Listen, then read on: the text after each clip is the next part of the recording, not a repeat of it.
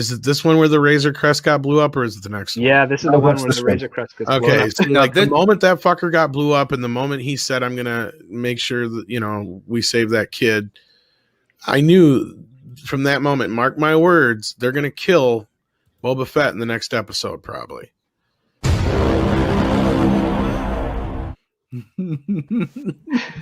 I thought this was the one where the minnow sank and they all got stranded on the island. I was wrong, but you know what? What a way to be wrong, huh? What a way to be wrong. Indeed. Everyone who were confused by that opening, welcome to this spoilerific review of the season finale, or rather the season 2 finale of The Mandalorian. That's what we're going to be discussing here today. It's going to be... Hey, I don't know about 80% wrong. I'm more like 80% right most of the time. This is one of the few times I was wrong. Give me that. We shall get into it. But anyway, joining us to discuss all that is back again, Mr. H Reviews. Welcome back to Midnight's Edge. Hello. It's been a long time since we've done one of these. Yeah, and Mr. Tickle Trunk even says Script Doctor and Mr. H. Great indeed. And the other guest, as introduced by Tickle Trunk here, Script Doctor. Thanks for joining us. Oh, thank you so much for inviting me. It's wonderful to be here to talk with you all about Star Wars. Exactly. So everyone has been warned. There's going to be spoilers here. So let's just jump right into it. How freaking awesome was that end? Who's going first? Well, I think I already gave like a hint to what I thought about it. Okay, so let's do the episode as a whole, from beginning to the end. Script Doctor, your take on this episode? Currently, it's still similar to what I tweeted earlier this morning. It was mostly underwhelming, but it had some fine points. I think the post-credit scene was the one that piqued my interest the most out of everything, actually. There was one moment during the climax that I really enjoyed, and I wish there was more of that. But outside of that, it felt kind of run-of-the-mill for the season overall. But I liked some of the resolutions, and I liked the setup of a new conflict that happens with the Mandalorian and Bo-Katan. So that also kind of piqued my interest a little bit. But I sadly for me, it just didn't put me on the edge of my seat as I was hoping it would when I pressed play. All right, let's hear from someone who might have been more excited from the moment he pressed play, namely Mr. H. I loved it. Oh, it was great. It was absolutely brilliant. Really good. I thought. I mean, I haven't been here for the reviews, have I? But we just did the last 2 episodes real quick. What was it? 3 actually. My point is, I don't know what other people have been saying. In my reviews, I was like, yep, of course, we are. This was the inevitable build up. It was obviously always going to culminate in everyone banding together for this big ragtag team situation. And I just thought it was great. I thought it was very well done. I thoroughly enjoyed it, and that ending was heart wrenching, so good. And I want to get into like the narrative that they've been establishing for the first and second season. They've been laying down these things about him breaking the creed for certain bits and pieces and stuff like this, and it all culminated in that final act. And that's why it was such a tearjerker, or it kind of pulled on your heartstrings. I can't because it's against my creed. We don't take the mask off. Blah blah blah. All this kind of stuff.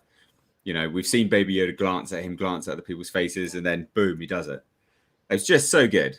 It was great. The setup was fantastic. It was great. Really well done.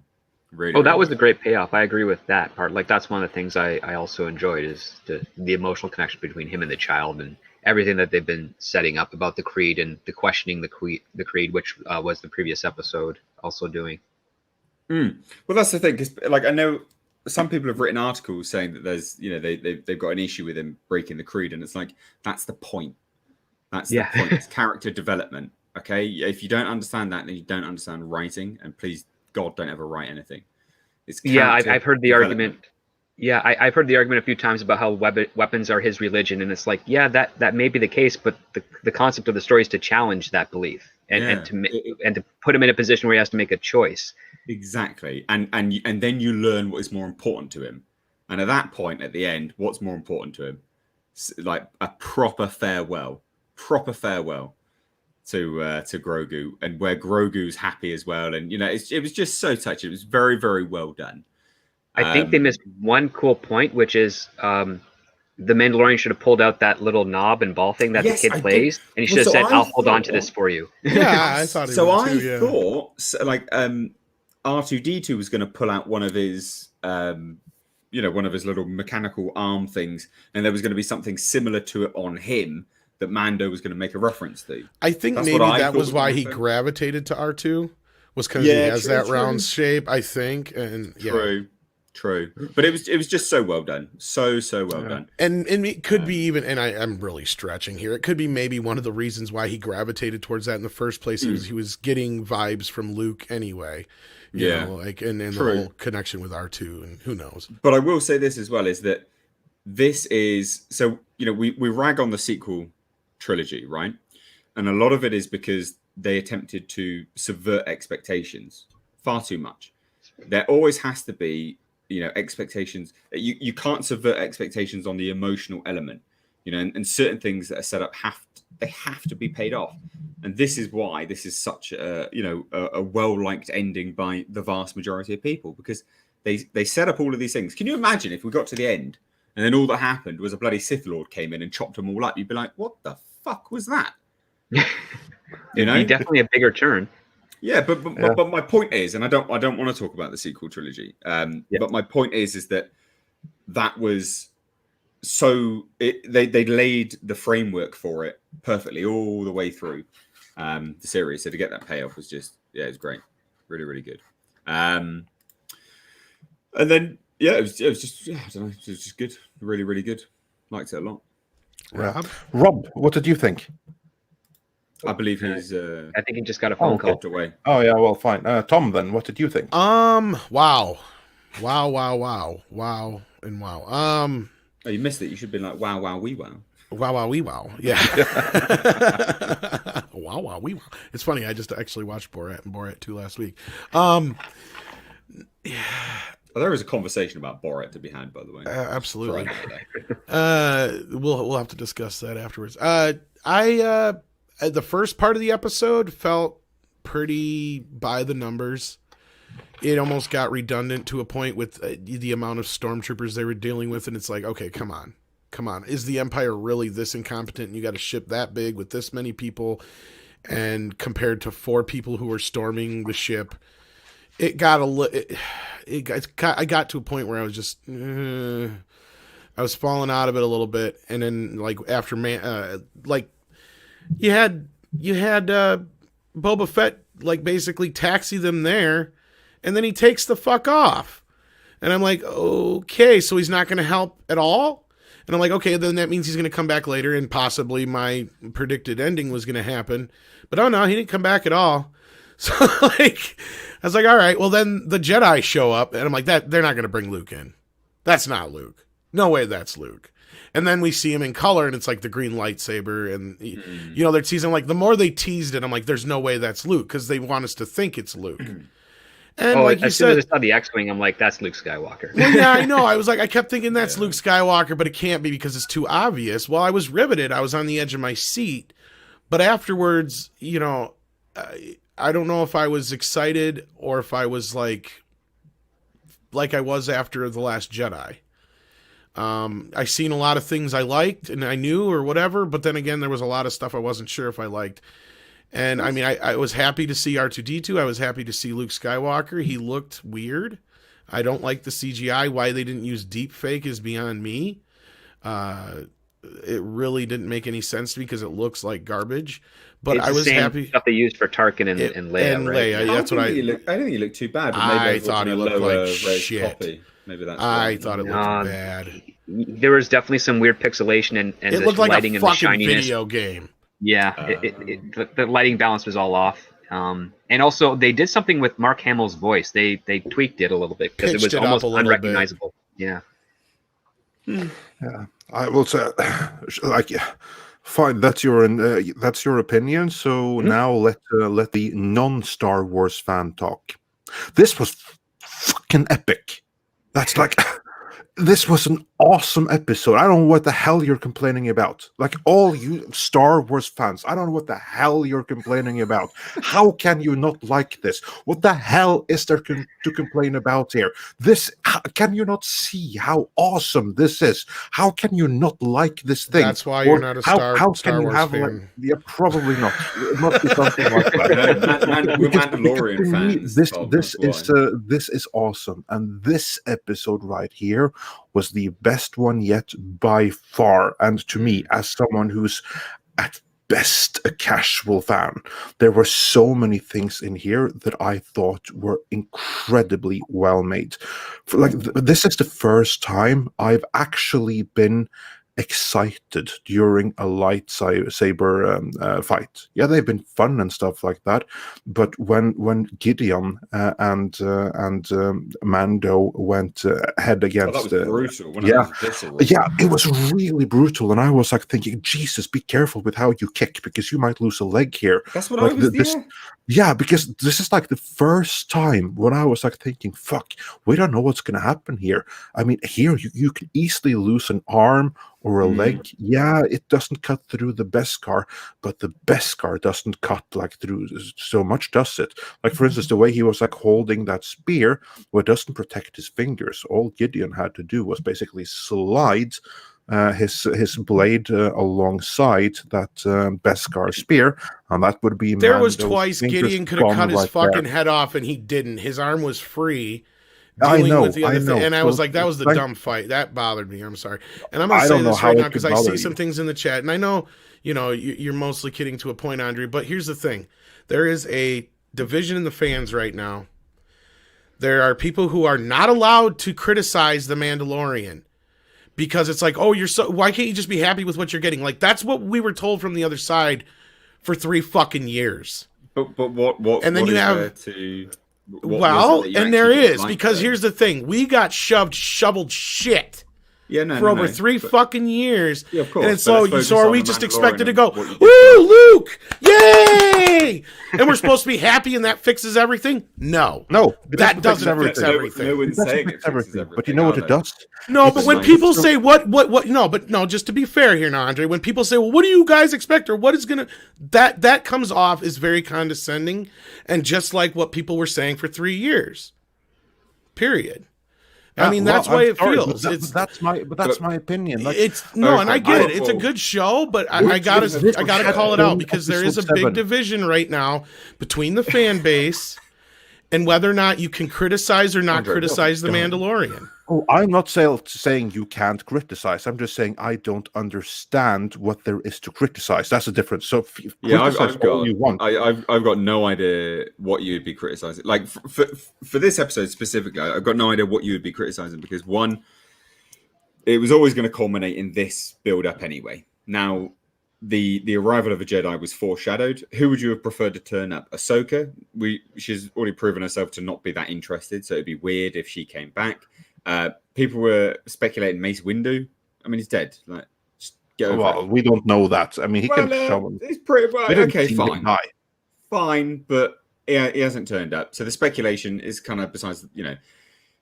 Obviously Luke coming back. It makes sense. It can. Luke could be the preferred one, but you also have an opportunity where you can introduce a brand new Jedi character that pretty much suggests that the Jedi are expanding. After Return of the Jedi. Well, this is like 5 years or so.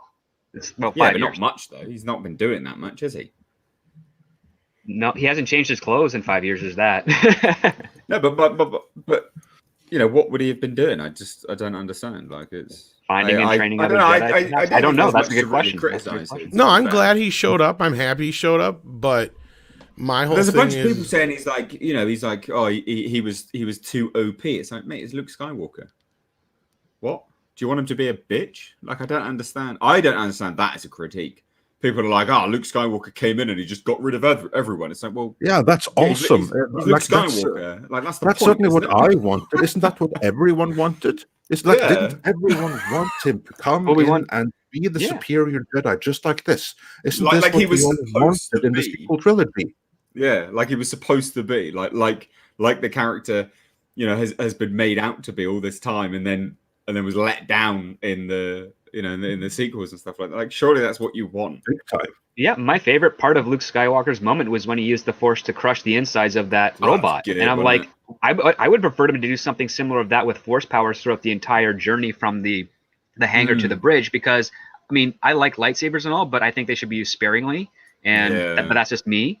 But I mean, yeah, that thing at the end, that was great. I was like, oh, if you had Luke walk through that and like had the droids like shoot each other through like a Force manipulation or what have you, and break all those parts and stuff, and just walk strolling through casually, yeah, he would have been considered overpowered. To that argument could be made fairly, but it also shows that he's grown as a Jedi, where he's a lot more easily able to control the Force, and he's much better at it, and he's more adept. And that on top of that, it also shows that you only really need a lightsaber when you're battling a Sith or a dark side Jedi, because someone with another that's what it's lightsaber. really there for. I mean, it doesn't need to be an attack weapon; it should be like a defensive weapon. And if he's just strolling through, doing it casually is, I would say, far more badass than him just whipping that lightsaber around like a 17-year-old kid who just loved the Revenge of the Sith. I loved it. I thought it was great. Yeah, I mean, I thought it's it fun. was I'm not disputing paid that. off everything. They Oh, paid I off was riveted by absolutely the ending. Don't get me wrong, but like I'm saying, like we got to be able to have a point where everybody can be able to also criticize it to a point too, because absolutely. otherwise, it's getting to this Misunderstand me point. wrong. I'm not saying that you cannot criticize. I'm just saying that from my point of view, this was perfect, and I genuinely don't understand what people would have wanted differently, of course. And does that mean everything is okay now? No, it is not okay, because the sequel trilogy, that still happened. That needs to be erased. Only when that is erased can things be okay. But from my point of view, if this is not a huge step in the right direction, what would be? Well, also as well, like Getting rid of the trilogy. This all still leads to the But that's road just what I'm where- saying. Oh, I don't know about that. I don't know. No, it definitely does, Andre, mate. Absolutely. I know. We're still headed for that. That's where we're headed. Yeah, it looks that way. It looks that way. Specifically says, Tom, I've we're got headed. what I needed from him. I've got his blood, and that will lead to order coming back to the Empire, which is I know, of but course what? it's setting But it up. yeah, I know, but what if something happens later on? Because this is what we've been hearing, that there's going to be like small differences, and what if everything looks to go that way, and suddenly something happened that changes it completely? What if, proverbially, Snoke gets a bullet in the head early on or something? I'm not saying that's going to happen. But there has to be someone in there that just considers create it. better stories around that, as in the universe around it. That's all they're going to do, and that's fine. That could be. That's fine by me. I don't need them to wipe it off the face of the planet. I'm not that invested in it. But if they create some good shows around it, i.e., Mando chasing down Snoke bloody farmers and all this kind of crap, like I'd be interested in that. If it's done right, this is the thing. I think that's all they're going to do. So Disney's playing. They can't wipe it. They can't. They're not going to do that. They've got to save face somehow. So how they're going to do that is clearly just write better stories around it to make you, think less. Yeah, If they wanted they're to less save shit. face, then surely of all the stuff that they have announced, wouldn't there be something to take place in that era of the sequel trilogy era? But there's nothing. There's nothing in that era. There's what? Isn't Rogue Squadron that? Nope. No, there's nothing. Exactly. There's nothing at all in the sequel trilogy era. But Everything. What are the timelines then? Tell me. The timelines? Before the OT and just after the OT. Yeah. Everything is around the original trilogy. Everything. So Rogue Nothing. Squadron is that? Is it? The Rogue Squadron takes place between Return of the Jedi and I guess the Force Awakens. And Right, so closer, it's building and to it closer then, to so- Return of the Jedi. It's going to be like just after Mando. Like it's one of the Mando Yeah, spin-offs. so they are building to it. Yeah, I They mean, are there's an building argument to Force say that Awakens, these yeah. shows are really just chess pieces being moved into position for whatever type of direction or attack they want to make with regards to the sequel trilogy, if that ends up being the case. But I mean, Andre, I think you're right.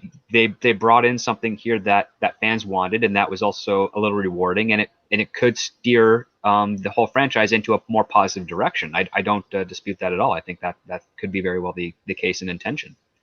Yeah, I see that they are building towards the sequel trilogy, but at the same time, when they see the fan response to The Mandalorian, and they have the actual box office numbers for the sequel trilogy, they have all the merchandise sales, they have all the data which suggests that this was a disaster. They canceled the Rise of Skywalker comic book adaptation. There is nothing in that era. It's dead. And then you have all the love and everything in this era right now. And then give it a few years and a regime change and everything like that. Why would them then be bound to go into the direction of these movies that are universally disliked when they have established a multiverse in Marvel, they've established a multiverse in DC? Why would they slavishly have to move things into a direction that everyone hates? Because the galaxy is a lot bigger than the DC, planet on Earth, and the same as the Marvel planet on Earth. They're just going to make shows in the timeline around it. They're going to circumvent the main story by just like they have done right now with Mando. Yeah, and that's kind of like what they're doing. They're going to be in this area right here, and they're not going to like lead directly into anything that is to come there. I think we'll see what happens. But I think that they're keenly aware of what's going on.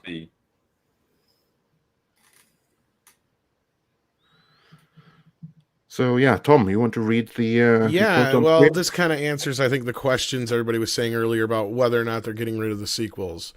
This is a quote from Favreau. I don't want to talk about anything that might be fun for people to discover. We do have conversations. Part of what's fun to see if we could merge the worlds of the original trilogy, the prequels, the sequels, the Clone Wars, and what's been considered canon up to this point, and what's been considered part of Legends.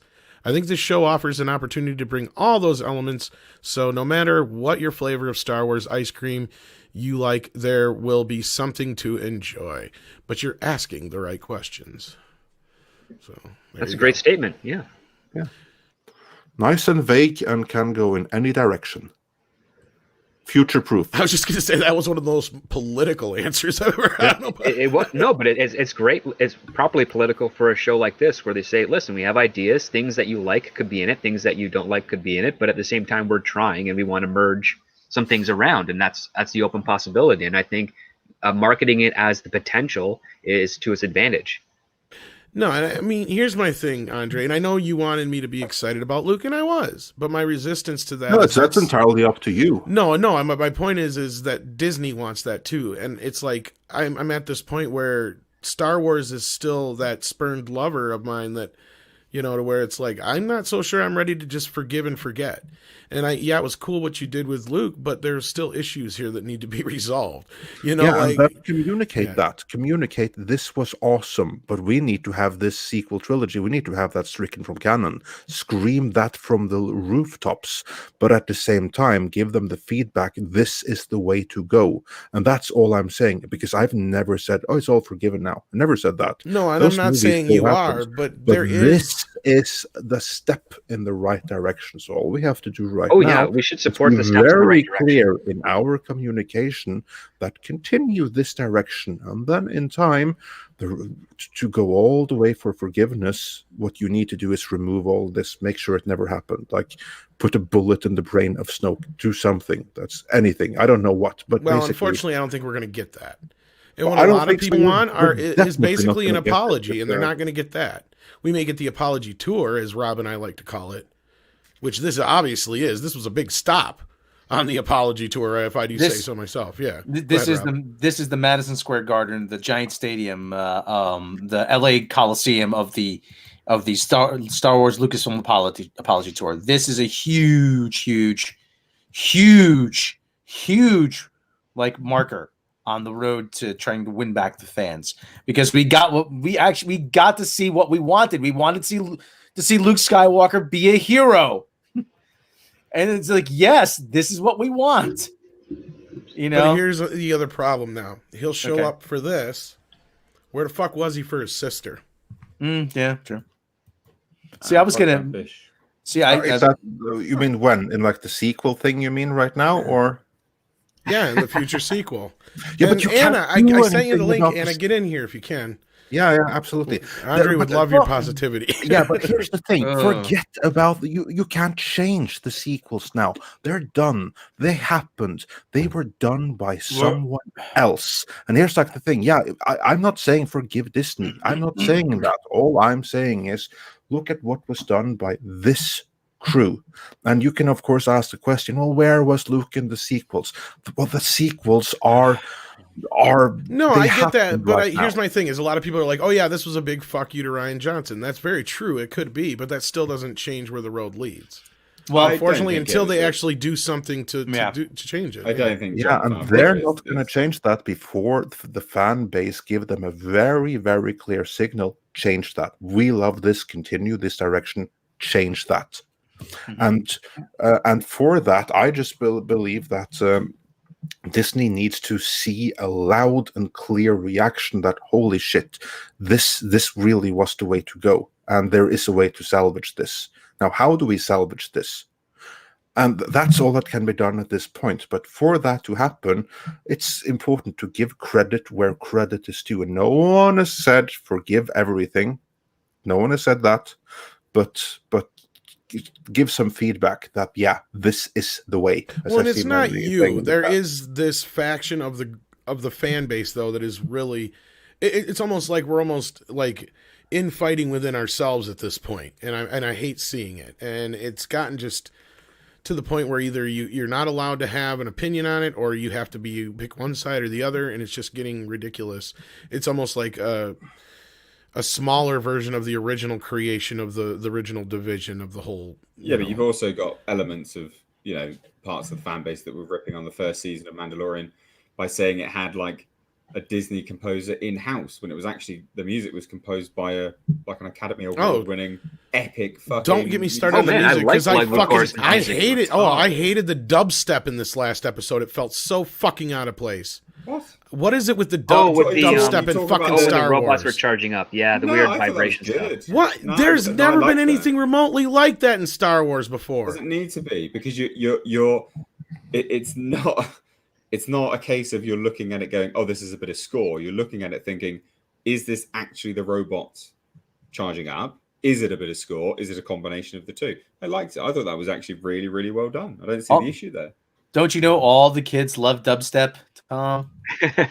Not in Star Wars. If It it's wasn't Tron, dubstep. fine. What?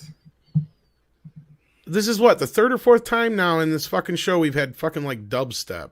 It wasn't dubstep. Yes, it was. No, it wasn't. It was too when the robots were that their theme was dubstep. It was all hey, right here. See, even people are saying it worked well with the troopers. I didn't think so, but okay, glad you liked it. I guess they're trying I to go don't the didn't mechanical even thing. notice. I hated it. Well, I mean, Again, a lot of this is people have been what- this is bitching what about the Andre, music. You didn't notice. No, I didn't notice. I was thinking it was music in terms of, is it the robot? Is it the noise of the actual charging systems on the robots or not? I thought it was. I don't know. I thought it was good. Never mind. I mean, I I like fucking the hate actual dubstep, so score don't of say like the I like Mandalorian dubstep. theme. I No, thought no, is pretty stuff. cool. It's Yeah. Star Wars E. But also, so it doesn't have to match the original trilogy. Like, what are No, you it talking doesn't. about? You don't have to say like, oh well, we never had this type of music in Star Wars, therefore we never ever will. Like that's a very very strange stance to take. Creatively, It just doesn't that's feel. a It doesn't block feel stance in to universe. Actually, that's my argument. Is it just feels completely out of place. take. Well then that is subjective then, isn't it? Because ultimately, for me, it actually sounded like it was quite literally in the universe, like it could have been them actually moving. So that's purely just a subjective creative element that you just didn't like. But I mean, yeah, I don't know, odd, but yeah, I get it.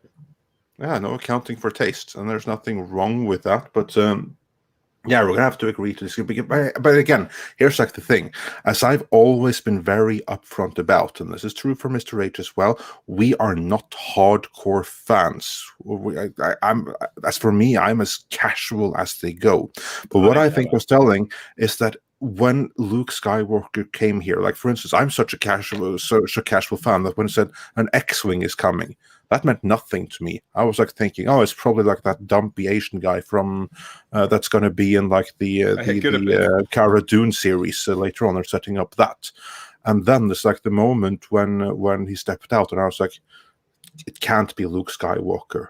And then we saw the green lightsaber, and I know that okay, I think that hand. He's the only one that has that. And I saw like the glove hand, I was like, holy shit, holy shit, holy shit. That was my reaction. And I've never even cared for Luke Skywalker, but that was my reaction to that. This got me to care more about Star Wars than Star Wars itself has done before.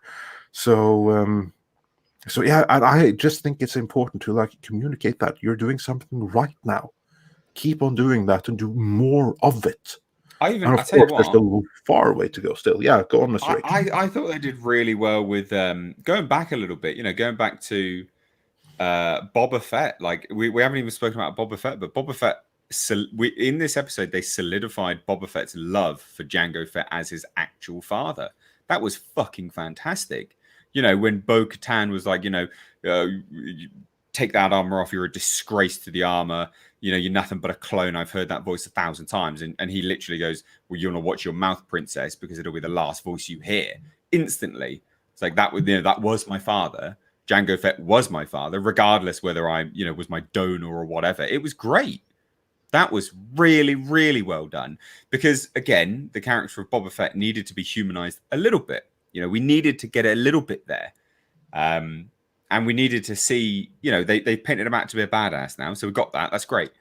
But having a little bit of him, a bit more backstory to him now that he's the Boba Fett we know, not from the prequels, but now from the original trilogy, I thought that was really, really well done. And just the fact, and also the fact that Disney let them use, and I know it's a weird thing to pick out, but it counts. They let him use the phrase princess in a condescending fashion. When we talk about Disney being majorly woke, you'd think they'd be hot on that, and they did really well. Good point. Yeah, to throw that in there, I thought that was really, really good. I thought it was great. I thought that was great as well. Just that the Boba Fett stuff was fantastic. Really, really decent, actually. I liked the dialogue in that scene a lot, actually. That conversation, that tension was pretty good. Yeah, I dug it. The only thing that kind of threw me out of it for like a moment was when Boba Fett uses his grop line on the other chick, and then she manages to pull him off his feet. And I was like, nah, like she should have ran towards him and done that, not pulled him off his feet, because that I didn't buy that on the physics sides. Yeah, that he's was at least 70 pounds heavier than her. Yeah, and he used it, and he used his two. He used his full weight because he actually grabbed his other arm as well, didn't he, with his hand? So yeah, because like when she flipped him, I'm like, I could believe that because that was more of like an Aikido thing. But like when she just pulls him towards him, I was like, or judo, yeah. Like, but when she pulls him towards him, I was like, I can't buy that. Sorry, like that just yanked me out for like a brief second. Yeah, and I think some people. Like I didn't see that battle being one-sided either. I thought they were pretty. No, it wasn't. It was actually quite even. Yeah, I just think that one moment kind of just pulled me out. But then when like they get up and then they do the flamethrowers at each other, I'm like, okay, that was pretty cool. Yeah, it was very good, very, very good. But yeah, so I just wanted to mention that because I just thought that was great. Nice to have that as well. Yeah, we got a bit more of the politics of the Mandalorian, like how they view those that wear the armor a bit more in detail. I like that too. I still don't think he looks right with a black cloak underneath, though. That annoys me. Yeah, same. I think it looks too much. Yeah, I agree with that. I would have preferred him to find like a proper of like one of those undersuits that the other Mandos have. Doesn't have to be white back like before, but yeah, like lose the skirt and put on something proper. Yeah. Yeah. Rob, we haven't heard from you. How did well, not at least not so much. How did you view this episode?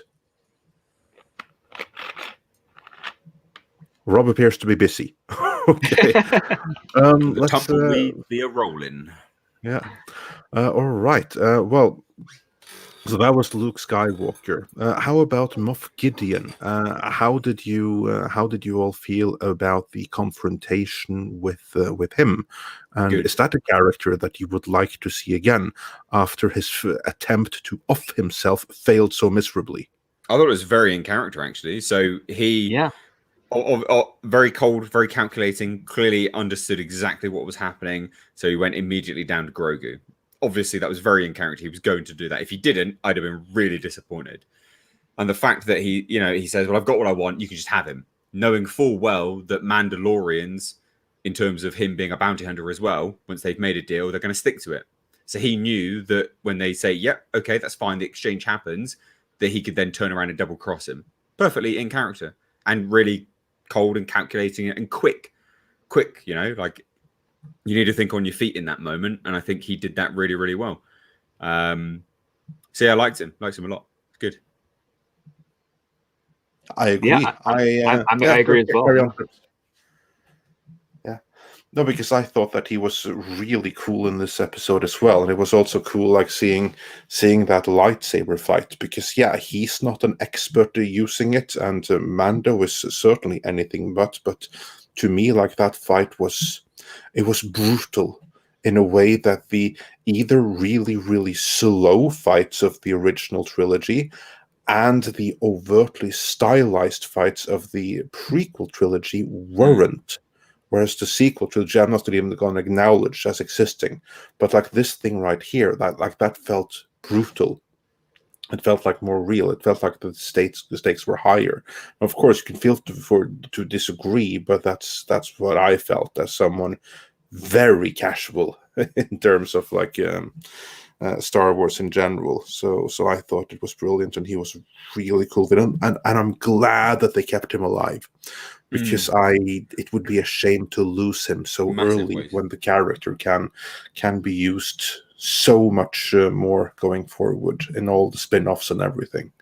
So this is something that actually has me excited for what comes next. Script.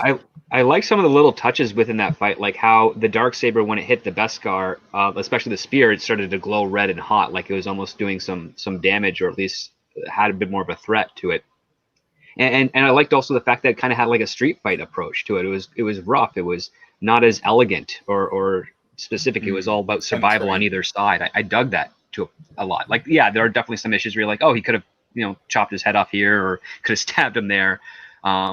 But I did like, I liked it. It was a bit more engaging, more engaging than the fight between Ahsoka and the other lady, because she was just wielding that spear like a bludgeoned weapon, as opposed to a stabbing one. And like, you can see the Mandalorian was trying to stab a couple times, but he's mostly on the defensive. True. Well, I think if a fight is engaging, you forgive the certain elements of, oh, well, they could have stabbed you here, or they could have killed you there. If it's fun and it's engaging and it's it's well done, you forgive those things quite. Yeah, as long as it's a balance, because like you could tell that both characters are actually trying to go for a body part, as opposed to in the sequel trilogy where they're just going for the lightsaber. Yeah. Tom, you had some thoughts on it.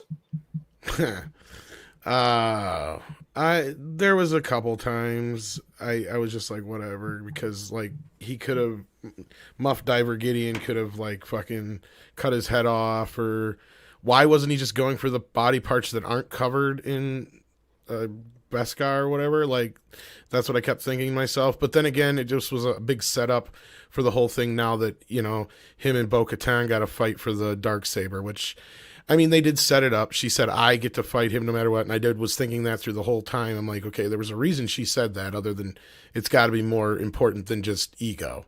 You know what I mean? Like, there had to be more to that. So I guess we know where the season 3 of Mandalorian's going. Got a good direction, I think. Yeah. I guess. I mean, it's going to be an interesting cat and mouse kind of thing, I think, because, she's obviously going to be going after him, and he's going to be trying to avoid her. So, like I was saying to Andre before the show, I'm like, yeah, it won't be what a lot of the fans are wanting, but it will be at least something different. It's not going to be surrounding the child and all that. It's going to be. Well, I love the conflict because it's both parties have the exact same point, which is to have Bo-Katan have the Darksaber. Like Mandalorian doesn't want it; he has no care for it or interest at all, and he's perfectly fine in handing it over. And Bo-Katan just knows that on the reputation side of things within the lore of the Mandalore, especially what we learned from this episode, she can't just take it. She has to fight it for that story and for that honor. And so you have two characters that arguing with the same goal, but the means of how to get to that goal is where the conflict lies. And I'm actually looking forward to seeing how they deliver on that in the next season. Right. That's actually one thing that I thought was a little bit stupid, and I'll admit that because he was like, "Here, take it. I yield." He should have said like, "No one has to know. I won't tell. We can tell that you beat him. Like no one. This never needs to leave this room. As far as the rest of the world knows, you beat him. It's yours, fair and square. I'm happy to do that. I have no stake in this." And then she should have been like, "Yeah, okay, fine. Just everyone be quiet, okay?" that's a great idea too. That's a great idea too, because that then brings on a secret of illegitimacy within the culture of the Mandalore that you can play fun with dramatically. Yeah, that's what Muff Diver Gideon was fucking arguing, which, you know, like that's what set up the whole thing. But I was like here's my thing. Now, if they start off the next season and it's literally picks up where we left off, and they just uncuff him and he tosses him the lightsaber back and says, "There you go, now fight him," or some stupid shit like that, just so they can get through it, I'll be pissed. Like, yeah, that's just too much to set all that up for nothing. Now, I'm not saying that's what they're going to do, but you know what I mean? That would be lame. Yeah, but I've seen shows that do that. So I'm like, you know, I hope that's like the drama, yeah. Where he's like, he's trying to get rid of it, but no one wants it because they have to fight him for it. And so, yeah, no, that would be stupid. I think that the best way would simply be that they hand it to him, or that he hands it over and she accepts it. But then the rumors start coming, right? And she has to deal with rumors. Like that would be a story. So she would rule Mandalore, but then there would be like someone else, not anyone in the room, but someone else would challenge her for the throne and claim that you didn't win that fair and square. Who talked? There's a story. I don't know, like should have gone that direction instead of like having season 3 be the two versus each other. And we don't know that that's what they're going to do, because I have to give massive credit for the series for being unpredictable, because with all of these side quests and everything, it's really difficult to predict what's going to come next, because I have to admit that in this series right here, I was never able to predict anything until like the minute before it was going to happen. Well, I'm wondering if they're now going to do a time jump. You know, like, are they going to do a time jump? Are we still going to, like, you know, Grogu? What's going on with him? Like, what's going to happen now? We're going to do a time jump and are we back up or what? Like, on that note, are we sure that there's going to be a Mandalorian season 3? Because I haven't paid too much. So it's not okay. So there's no way they're going to leave that the way they did. They left it within their slate for the following, like all the Disney Plus shows. Mandalorian was on there, but that's why they had 9 shows presented at the thing, and plus the Mandalorian. And then what we learned today is that's the 10th one, the Book of Boba Fett show. Which is filming right now, according to Deadline Hollywood. Yeah, it's pretty cool. So yeah, I think there's going to be a Mandalorian season 3. I have no doubts of that. And I think they're probably going to. I suspect they're probably going to do a little bit of a Game of Thrones style, like back and forth with who has the reigning power, like where the Mandalorian is trying to abdicate and Bo-Katan can't accept that. Which I mean, he'll have to fake his death. Yeah, and then someone in the chat pointed out that apparently Bo-Katan got handed the saber prior. So if there is no fight involved, would that be an issue? Okay, yeah. So here's the other thing too. Like, would they then say if they want to reconcile that, would they say that because Bo-Katan was handed it prior, she never really had it, and that's what caused the discourse and why she rejects it this time? Like, there's an open possibility for that. They're just disregarding elements, aren't they? Like, or they just disregarding. My guess is Favreau and. But Dave Filoni's already come out and said, and Filoni don't give a shit. We will be changing stuff, so that's probably don't. Yeah, yeah. He pretty much said in so many words, like Mr. H is just saying, yeah, he doesn't give a shit about canon.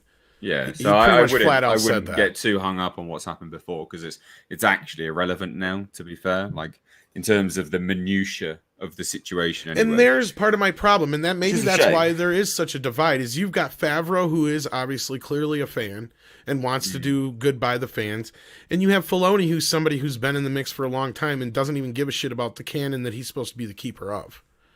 I think that's where you have an inherent issue in just in the mix. But you know what? What's that? As someone that doesn't know any of this stuff, I love it. It's fine. No, I get where you're coming from, and that's a totally fair assessment. And I'm not saying anybody can enjoy it. I was just trying to point out. I was just trying to point out that there was other people out there that are like, and we've seen it in our own chat where it's like it's not okay to have this, critical opinion of the show. Yeah, I get that, and I would have preferred if that they found a way to make it so that everything that they say is canon within animation would not be contradicted in any way, shape, or form. I would have preferred that to have been the case. And if they had been really, really careful about it, they could have done that. However, I just know it for myself. I will never watch any of the animated series. I don't care how good everyone says that they are. I look at the animation style and I say, oh, hell no. I don't care about the stories. It's not for me. I will never see them. But here, we get kind of like a continuation at the same time, an introduction. So I understand that here there's a backstory. And I don't see any of the deviances of canon. I would prefer that they weren't there. But the most important thing is that, to me, this is a new hope, to use a pun, for Star Wars going forward, because they use the best of the best, I guess, and they use that to create a new path forward. And I'm all for that. Well, just to sort of interject a little bit there is that the individual that you've got highlighted at the moment also said that they are catering to fans who don't care about continuity. Yes and no, because they're also trying to make new fans, and that's what they've done with this show. Yep, and making new continuity. And that is the point as well. That's why that is part and parcel of the point. I'm not saying it's right, but you need to take that into the equation here. Is that the stuff that they're looking to kind of glaze over is because they're trying to get new fans so they don't get too roped up into the original lore and the original canon, or so much so like it's not really relevant to them at that point.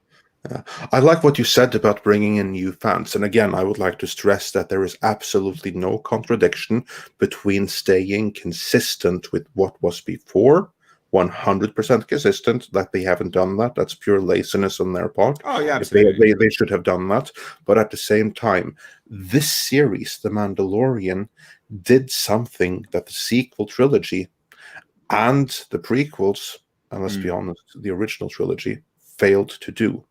It made me to the point where I can say that, you know what, I'm a fan of The Mandalorian and therefore a fan of Star Wars, whereas I wasn't before. Oh no, it's a job. I got a new fan. That's a great thing.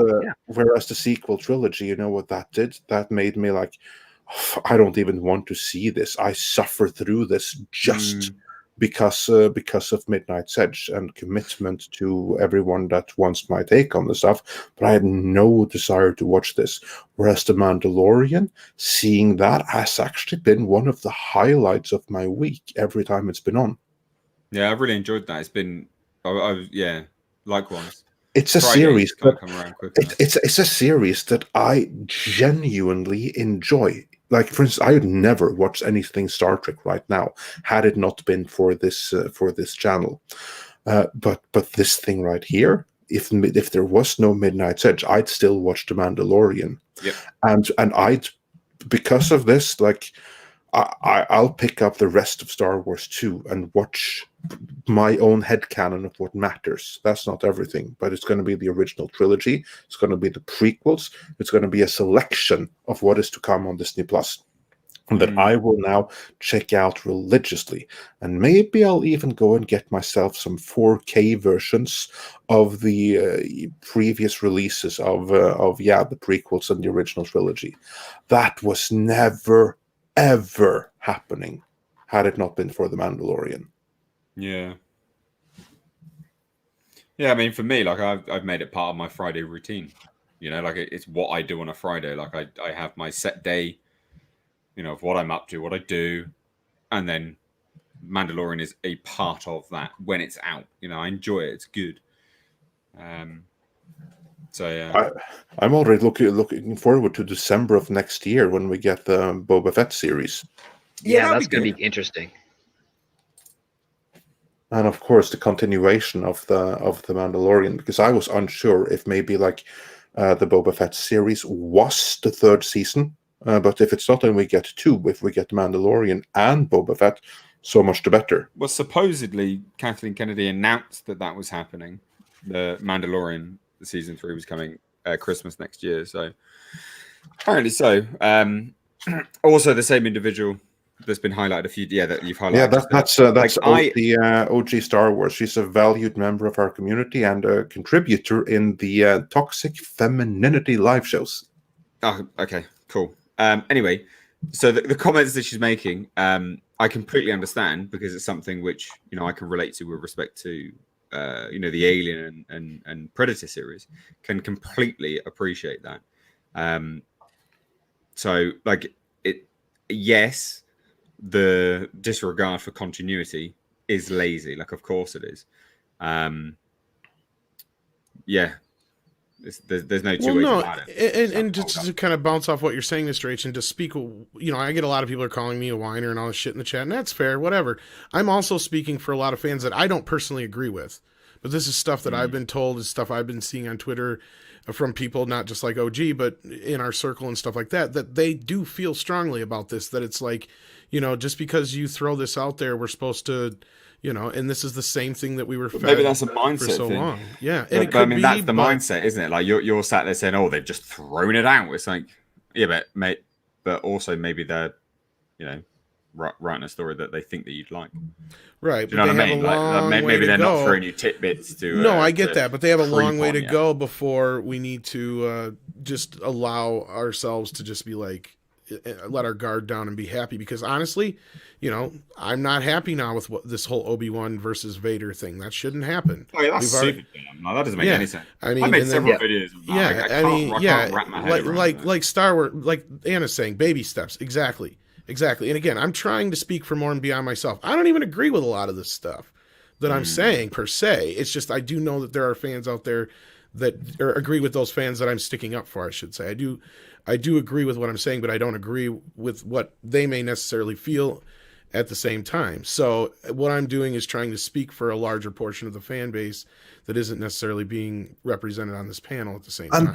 And that is entirely fair. And also, I'm not saying that everyone should now go and support everything. Far from it. Ian's even said, I'll be selective. I'll support the direct spin-offs to The Mandalorian that are headed up by Jon Favreau, whereas everything that is under Kathleen Kennedy, that can get bent. And I'd also need to be loud and clear about that. Yeah, well, I'd also be a bit wary of some of the things that Dave Filoni has been doing. But my main hope is, you know, the things that I'm looking to watch is predominantly anything that Jon Favreau's been doing. Dave Filoni being a name attached to it, I couldn't give a toss about.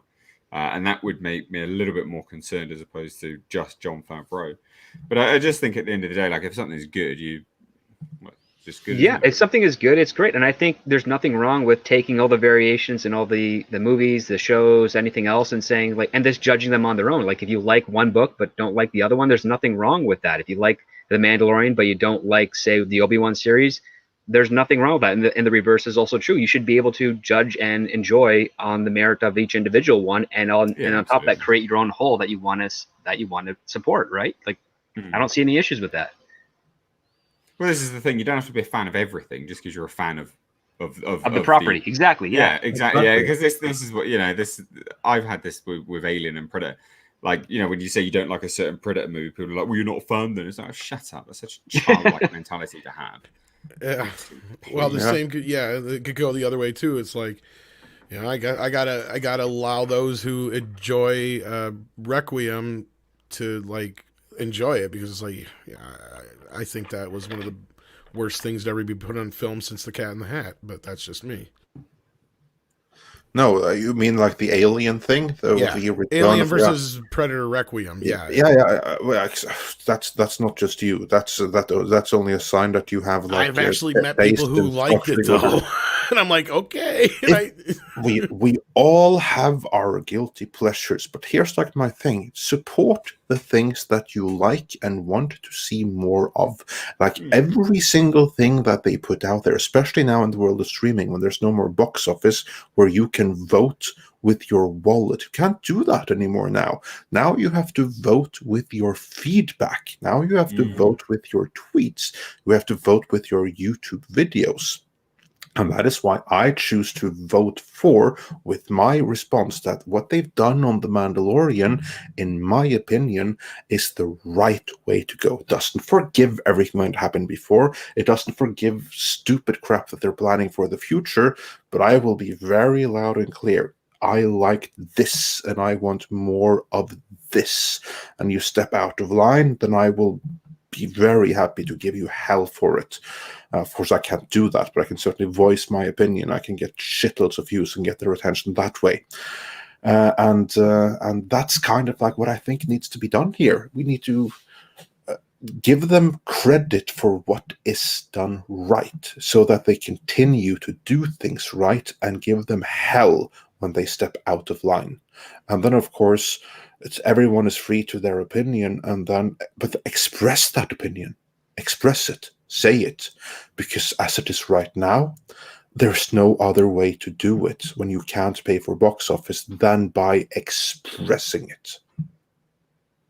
Yep. Agreed. All right. So we should probably get some of these super chats, Andre.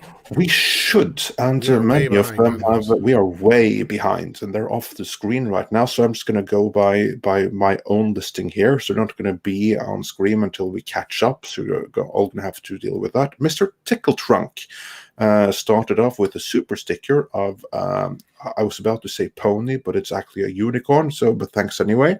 And then he sent a super chat saying, "Not to bring things down, but rest in peace, Jeremy Bullock, the OG Boba Fett in costume. You will be missed." Yes, indeed. Yes, indeed. The timing of that was just impeccable, considering. It was impeccable timing. I got enough shit on that too. Trust me. Tom, we have to share this. Like the other prediction that you made, it's just too good not to share. Because everyone remembers Tom said that he thought that Boba Fett was going to die this week. and it didn't come true the way that you wanted. I was right. But, you were right, kind of way. In one of those horribly ironic, works in mysterious kind of ways. And you know what is funny about that is that kind of a thing fucking haunts me my whole life, dude. Like, not even kidding. Like Michael Jackson died like right after I made a joke about Michael Jackson dying, and there's a bunch of other times it's happened to me too. And I tried to learn to limit where I make those kind of jokes, because it's like I'm like the Grim Reaper, you might be a Nostradamus to it. Like I'm the comedian Grim Reaper or some shit. It's like, oh shit. Did you ever hear about Gene Siskel was another one that I made a really bad joke about, and then bam. Did you ever hear the story about Waylon Jennings and Buddy Holly? Yeah. I know exactly how he fucking feels in a weird way. I don't know that story. Okay, well, what happened was... Yeah, go ahead, Rob. You probably tell it better than me anyway. Waylon Jennings was on the tour, on the Winter Carnival tour with Buddy Holly in 1959, and the bus kept breaking down, and so Buddy Holly had arranged to get the plane to fly ahead out of Clear Lake, Iowa, and Buddy Holly says to Waylon Jennings, said, "Don't freeze your ass off on the bus." Waylon Jennings says to him, "Well, I hope your plane crashes." Yeah. And the next night, Waylon Jennings had to go on stage and sing Buddy Holly's entire set list. Yeah. Wasn't that something he kept to himself till that one autobiography just before he passed away or whatever? Yep. Yeah, I don't really blame him for that. But anyway, a fun story. No shit, Ronan. And I've seen some people trying to and I've tried to do it the other way around, and it don't work. So don't try to make me make jokes about people you want to go away. So be careful what you wish for because that whole monkey paw wish trope that we're going to be getting in Wonder Woman. Oh, you've seen I was just going to say, Mr. speaking Rage. of, thank you. I was going to lead right into that. Yeah. Okay, we have to, after we go through the super chats, we have to get Mr. Rage's thoughts on Wonder Woman 84. Yeah, so yeah, but let's first go through some of these super chats. But yeah, rest in peace, Jeremy Bullock. That was I felt horrible timing, but in the same way, it's kind of like it's passing the torch in several ways, just like a strangely ironic one. So yeah, at least the Mando or the Boba Fett legacy will live on. Dr. Coffin Nails is trying to make me feel better. Oh yeah. EBS has killed more people. Okay, good. Oh gosh. And official chair says Luke Ex Machina was eye roll inducing. This season felt like a vehicle to set up 5 other shows. It felt soulless, and CGI Luke embodies that perfectly. That's kind of what I was feeling. I mean, and this is what I said on our last review. Technical wise, this season is above and beyond the first season, but there's still this problem with this whole, it feels like everything is just to set up a bunch of spin-offs. Yeah, I felt the same way about the season, that it did feel more like to set up other shows than to focus so much on the main story.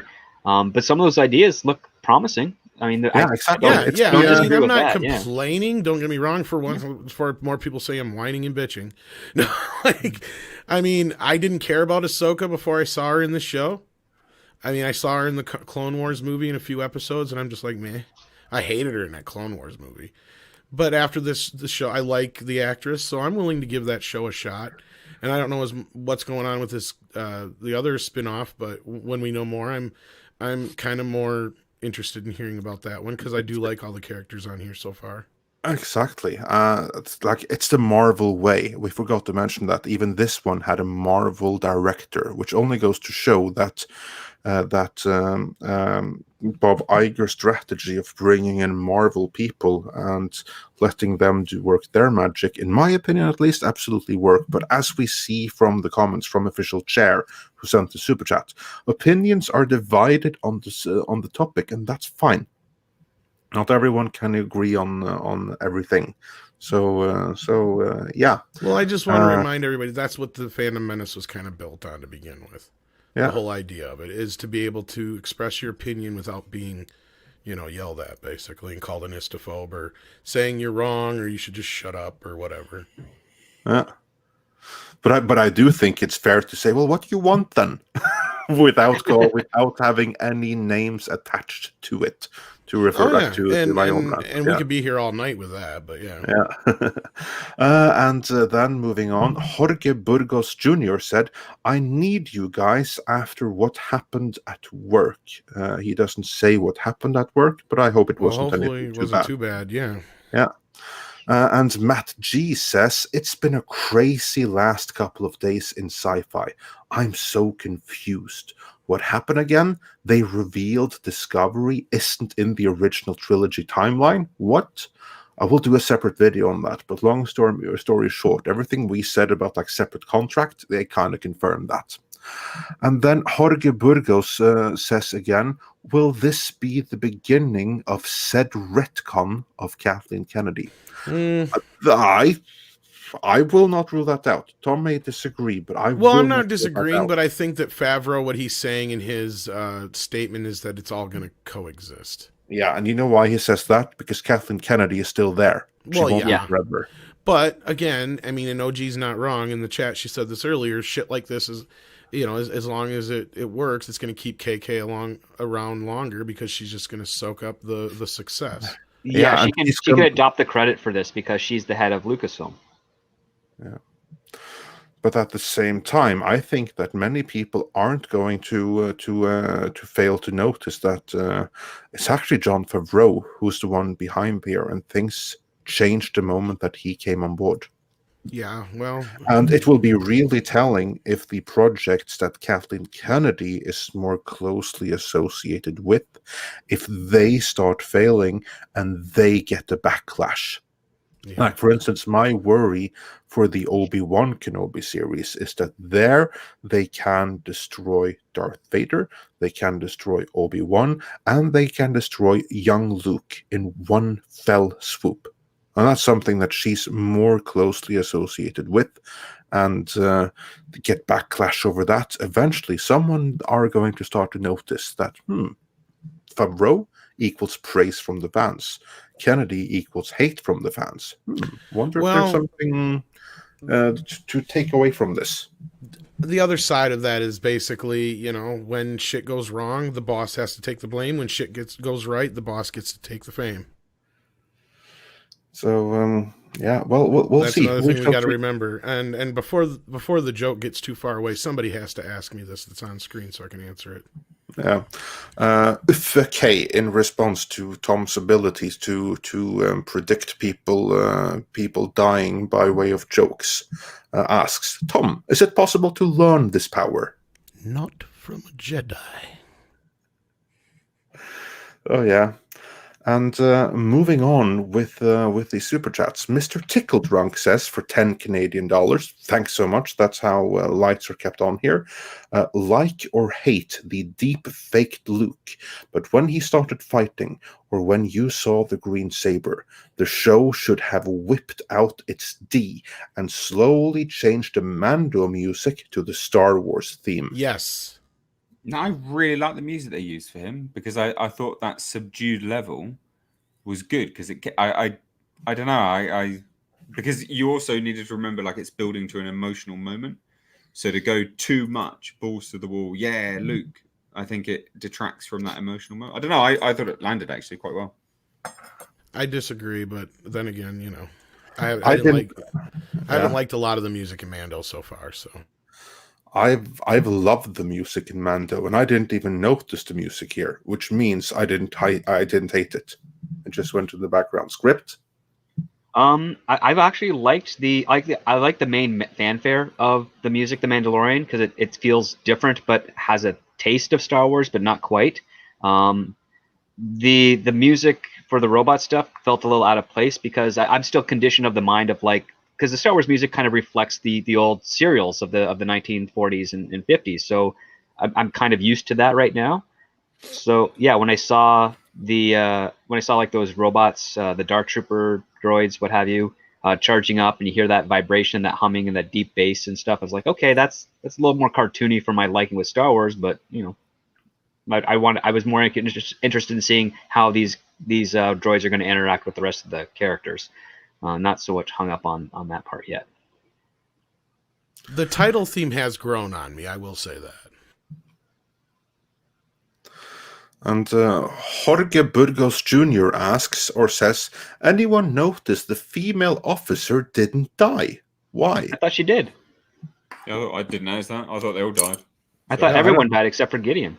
Yeah, I didn't notice anything of the sort. Maybe she didn't, or maybe she didn't on screen, but I didn't notice anything like that. Tom, did you? No, I think everybody was dead. I think everybody died. Yeah.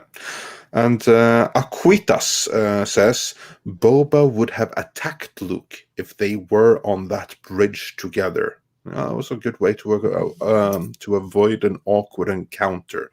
But yeah, I still thought it was like a little bit weird how like Boba 2 episodes ago was like, I'm with you till you get the kid back. Yeah, and then he was like, I've now been your taxi driver. Feel free to get your kid back. Bye. Right. Funny. Well, and I thought like that was setting him up perfectly to come back and save the day. You know what I mean? Like he could have just as easily. I mean, of course, he probably wouldn't have been able to shouldn't have been able to handle the Dark Troopers. But Luke. There's been some people who have been arguing that Luke shouldn't even be able to handle the Dark Troopers. So I'm not even going to get into that. But I said it was a nice surprise. I wasn't expecting it in the least. It was riveting leading up to it. It would have been nicer to hear his theme at least a little bit more, like when he pulled off the hood and stuff. But yeah, having R2 there was a nice touch. I loved that Baby Yoda was just all like, enamored with R2. It was really kind of a nice callback to Wicket and, Yoda kind of fucking with R2 before, and just how kids have always kind of been, enamored with R2 in general. It was nice. It gave me the feels. Don't get me wrong. So before everybody thinks I'm a big ass hater. No, but here's like the thing: we have room for any kind of opinion. That's the beautiful with. What's sad is R2 community. got more respect in what, a minute and a half. And this is the other thing, like I think another comment we pointed out earlier too from OG, like Luke got more respect, or no, Anna said it. Luke got more respect here than he did it in the entirety of the sequel trilogy. Exactly. Both of them did. Exactly. So give them credit. We are for giving that. them credit. I am giving them credit. So yeah, like that's why I'm saying like. But this it's needs still an too little, too late in enthusiastic some ways, though. Too, you got to understand. So, like, Yeah, I know do understand that. it's a tough fucking thing to deal with. It's Yeah, but basically that's kind of, in my opinion, that's what needs to be communicated. Like, this was a massive step in the right direction. This is what we wanted all along, but we're not okay yet. We won't be okay until this is undone. Then we'll be okay. Like, just communicate that, and that's what I think is needed from the fan base too, because that way there's room for every opinion. At the same time, you speak with a relatively clear voice to the studio, and they understand clarity. They always have. And moving on with the super chats, Jorge Burgos Jr. again, so thank you so much, says, they did female Star Wars justice, right? Oh yeah, better than Kathleen Kennedy ever did. Don't you think? Like, how was the female representation here? And did any of you mind Didn't it? notice it. That's the thing. When Yeah, exactly. representation's they weren't done as right, you in your don't notice face. it. Yeah. That's the point. Sorry, Mr. H. That's the point of representation, is that you just don't notice it, quite frankly. And I didn't. It all worked fine. Like, again, the battle with Boba Fett and Sasha Banks is the woman, I believe. The other Mando, like it, it worked. It was pretty even. I liked it. It was all good. Like, it all just worked. Got no issue with it at all. And same with me. Like with those women right there, they earn it. They're all top trained, and you see, like, the only one that really goes in really physically and beating the hell out of It's people. the one that can actually do it. That's Cara Dune, and she could do that with every single stuntman around her. Like, usually you have some really helpful stuntman that has to throw themselves back when they're punched by a teeny tiny little woman. Gina Carano, she can actually knock them out cold with one blow if she feels like it, and she can throw them around like they were nothing. So, well earned. That's how you do it. And I don't think, so I think that the female Star Wars was done justice far better than it's ever been done before. That's my opinion. And then we have a message from a countryman of mine, from Jan Thomas Pettersen, that says, I'm a Star Wars fan and I agree with Andre. And then he says a sentence in Norwegian here, so everyone that's worried about Cthulhu being called, like, hold your ears right now. Og jeg gråt som en unge av glede av Luke, which means, and I cried of joy like a child when Luke appeared. So, yeah, I think many had that reaction. At least I hope so. I would want for the Star Wars fans that are scorned by what came before, which is very understandable, but I so want the Star Wars fans to be able to feel joy and enthusiasm for Star Wars again. Even if it took Jon Favreau to do it, and even if there's still a long way to go, I hope that many will be able to, like, find some joy in this little thing. It's my hope. If you don't, then that's fine. And Nitsevich says, for 10 euros, thank you so much, really keeping our lights on. Luke wanted to the face of his father, and here one more time, because Luke wanted to see the face of his father, and here Grogu wants to see the face of his father too. What a great, moving, symbolic connection. Both becoming more human through taking off their masks. Epic. I hadn't thought about it, but yeah, that's actually true. That was like a father and effectively a father and a son connecting by taking off the mask. That actually was really strong. Yeah, it was well done, and it has a little bit of a silly undertone to it because the kid's like 20 years older than the Mandalorian. So yeah, but I like the relationship dynamic of that, and it felt earned and got a good reward. Tom, Rob, any more thoughts on that? Pedro got his way. Yeah. Yeah, but you know what? I don't No, mind. I know it was earned. It was earned. In this case, it was earned. Yeah. The last few times, not so much. Yeah. This really was earned. Like, it paid off the whole not taking off the masks just for this. So yeah, that was really good. And Alex Sarra also says for $9.99, also keeping our lights on. He's OP unless battling villains on his level. So Luke, Han, Leia, and Lando recast with Mara Jade and EU characters. And such or pipe dream. Love this. But deepfake could be better. Still solid. Yeah, deepfaking probably would have been better than. I'm That's sure what I we'll was see thinking. online. Someone's going to deep fake that shot and make And it, make it better. Yeah. Yeah, because when he tilts his head down, it looked so PlayStation 2. Like, it was bad, in my opinion. Like, I was glad to see him. I was glad they got Mark Hamill to do the voice. But it was... and I get it. They don't have the same, type of money they had for Rogue One. But it was, in my opinion, worse than the Leia bit in Rogue One. Yeah. Like... Because I don't know, it just when every time he moved, it looked really bad. And Ronan Medic 76 also keeps our light on with $10, saying the first 30 minutes was 100% Marvel, and Star Wars isn't Marvel. Luke's part was pretty good until the realization that Grogu is dead. Kylo killed him after Luke had a bad dream. No, I reckon he'll scurry. He's got to scurry some of them off, surely. Or maybe as well. Remember, like, this guy, the kid had training already. He just needs to remember it. Do you remember that? That was He needs to remember it, get some practice, some discipline. Yeah, so he's not a Padawan baseline. He already has training. He just needs to remember it and then get back on board. So he could be back with Mando like quite quickly. That's true. Actually. That's true. But that raises the whole point of that was what Ahsoka was saying is the attachment part. Is he really kind of allowed to still have that attachment with Mando? Well, he said, "I will see you again. I promise."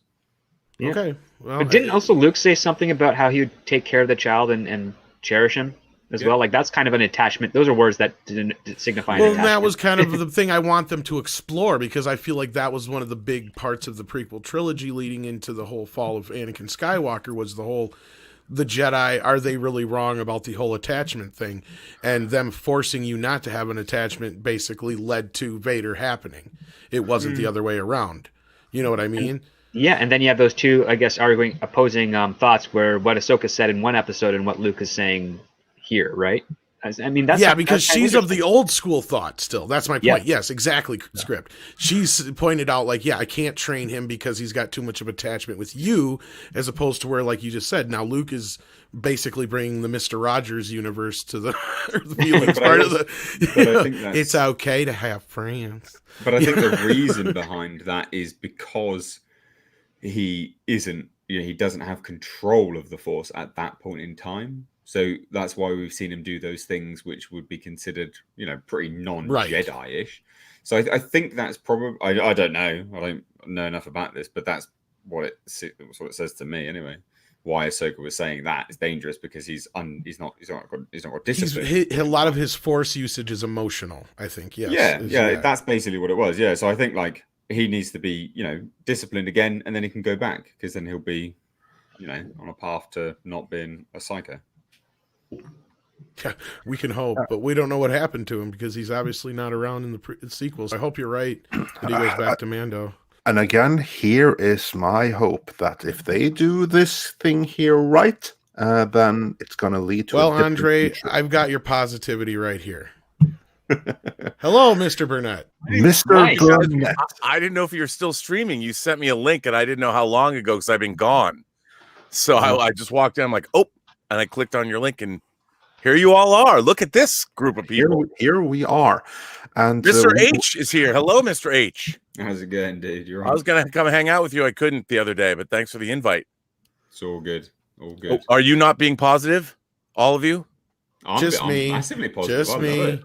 No. The and positive sometimes ones script. are, it's the positive ones are Mr. H and myself. We are super positive. That's the irony that we pointed out, that we are the most casual fans and we're the biggest fans of The Mandalorian we know. Script is fairly positive.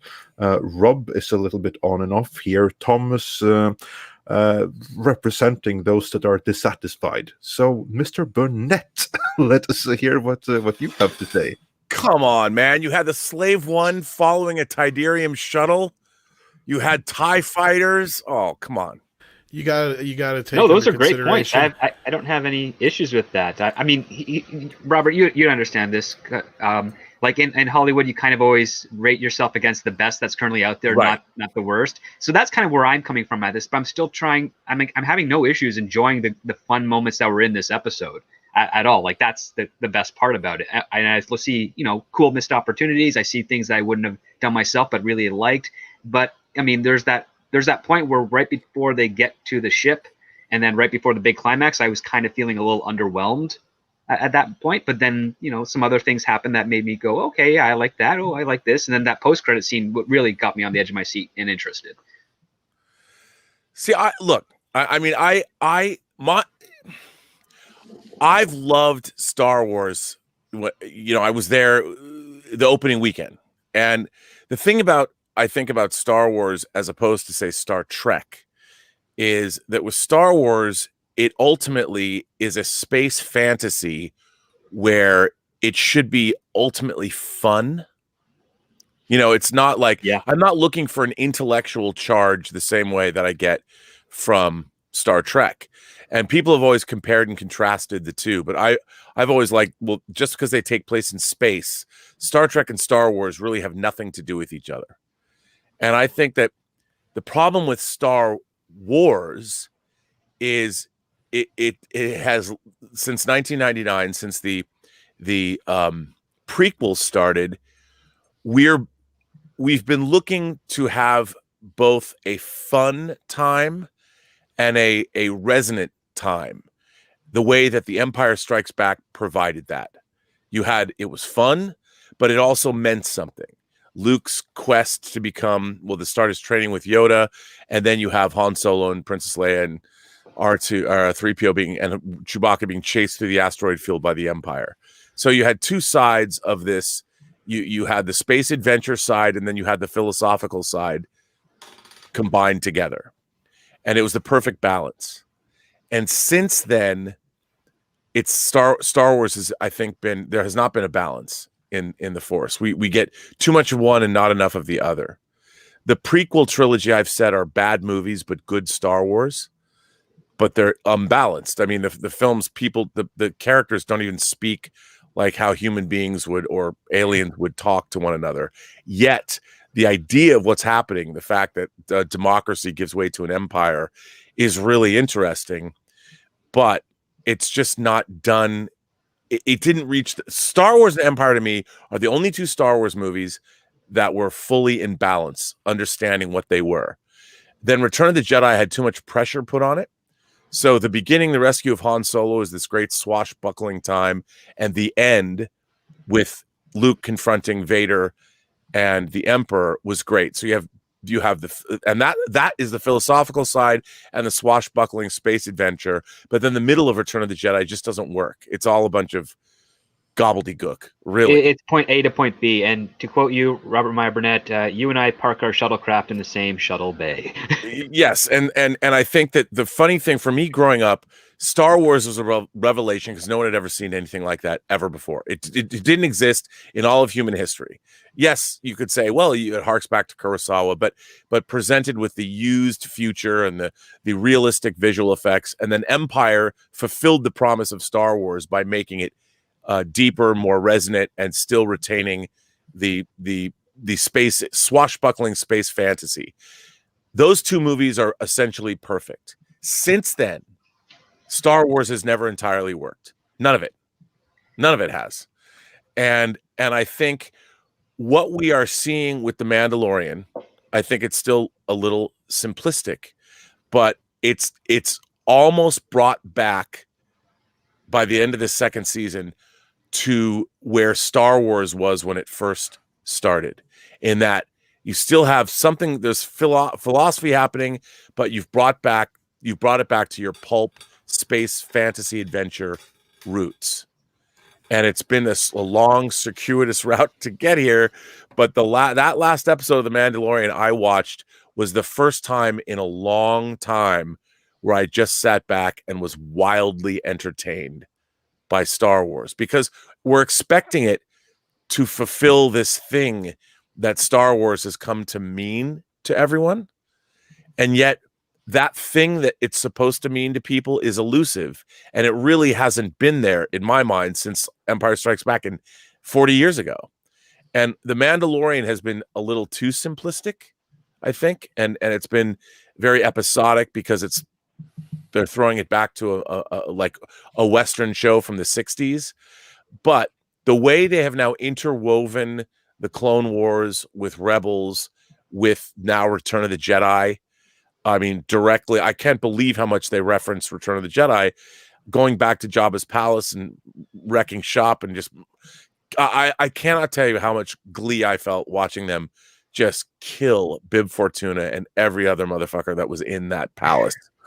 And to have, you know what it was, when Boba Fett took that chair, took that throne, and Fennec Shand, she drank that liquor, and Boba Fett is just sitting here, that image is the beginning of the new era of Star Wars.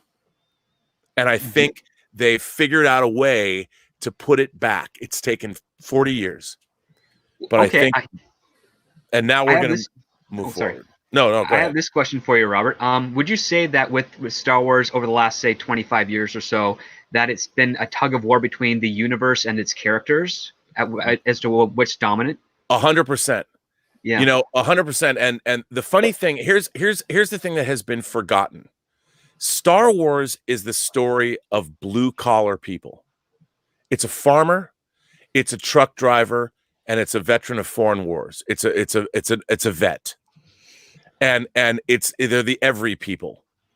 And that was the thing that made Star Wars appealing, because we all, whether you come from an urban environment or a rural environment or a suburban environment, everybody understood that Luke Skywalker was kind of all of us. You know, when the twin setting suns of Tatooine are coming down and you hear the French horn of Williams' score, we're all looking, we all got that moment. And then when we meet, you know, Obi-Wan Kenobi, he's a dude living in the desert. You know, he's like your crazy uncle, or he's some guy that talks about, I was in Nam, you know, the Clone Wars. He was still a normal guy. He was just, you know, albeit he was a soldier, but he's basically, he's like the crazy dude living in your trailer park or whatever. And then you meet Han Solo in a bar. He's basically the bandit from Smokey and the Bandit. He's Burt Reynolds. He's your guy who's going to drive moonshine in his 18-wheeler for you. So these people, we all got them. And then the fact that there's a real princess, there's this real thing happening. It's the wish fulfillment of every blue-collar dude, every like American person. Like, we all want to go, yeah, man, I'm going to have some beer, but I'm going to go rescue the princess. I mean, that's what Star Wars was it was the every people becoming the heroes. I will say that wish goes way beyond American borders. Yeah, but that's why like that in the European mythology as well. It's like the farm boy who who goes on a mission and he rescues, basically succeeds in the challenges, and he wins the kingdom or half the kingdom and the entire princess. Yeah, it's classical storytelling that goes all the way back to antiquity, and Joseph Campbell. And then what happened was, if you look at the prequel trilogy, even though you see the Jedi, it's all about royalty, and they try and make Jake Lloyd an every person, but he's a kid, and he's such an amalgamation. Like, is he a young Luke? He's supposed to be Vader. There's too much pressure put on him. It's never a character that's just the character. You always see him as the guy that's the kid that's going to grow up and be Vader, and he can fly spaceships. He's super kid. He's uber kid. And it's no longer realistic. There's nobody in the prequel trilogy that is a normal person. So you can't buy into it. So it was immediately distancing for audiences or Star Wars fans, because there's no normal characters in the whole movie. It's either the Jedi Council, or it's Yoda, or it's Qui-Gon Jinn, or it's a bunch of royalty on Naboo, or it's the Gungans. There's not one every person in that movie that you can relate to. And that's what happened, I think, to Star Wars. And the same was true of the sequel trilogy. It's all fantastic people. It's the rebel pilot. It's Rey, who's Supergirl. She can do everything. Why is she living alone in a wrecked AT-AT for years and years? We don't know. How can she fly the Millennium Falcon through the wreckage of a Star Destroyer? I don't know, because she's super. So those characters, you don't believe them. You believe Luke and Han and Chewie and Ben and even R2 and 3PO. But until, I think, The Mandalorian, meeting these characters, whether it's Cara Dune or whether it's Timothy Oliphant this season, these are all tropes that you're like, oh, okay, I get these people now. They're like dudes that hang out in bars. You even see Bo-Katan in last night's episode. They're drinking in a bar. They're not in some Jedi Council chamber somewhere. They're just, we're here in this bar. Yeah, you make a great point with regards to the prequels, because you have the dichotomy of the slaves and the royalty, and the presentation of prestige over the everyman. Because in the original trilogy, you can argue, yeah, the blue-collar guy, he's going to be upset with a totalitarian government. Yes. But in the sequel and the prequels, you don't really get that type of upsetness. No, you don't. You don't get any of that. You get no normal people. Luke Skywalker is a normal dude, who's like, he literally has to do chores. He's like, go fix this stuff, turn off the moisture evaporators. He's a dude that we all relate to, and I think the problem with Star Wars is they haven't with the Mandalorian, because of the production, the fact that they don't have these elaborate environments. They have to be pretty simplistic because of the way they're shooting it. And I think what I got last night was unpretentious. Yeah, like I was saying earlier today, it was as if I had all my Star Wars figures out in front of me when I was 10, and how would I have played with them? Well, how I would have played with my toys is exactly what I saw last night on TV, and I was jumping up and down like that, my 10-year-old self, with doing spaceship battles in my hands, and here's the Death Troopers are coming, and Luke comes in to wreck shop for the first time like we've never seen him do ever.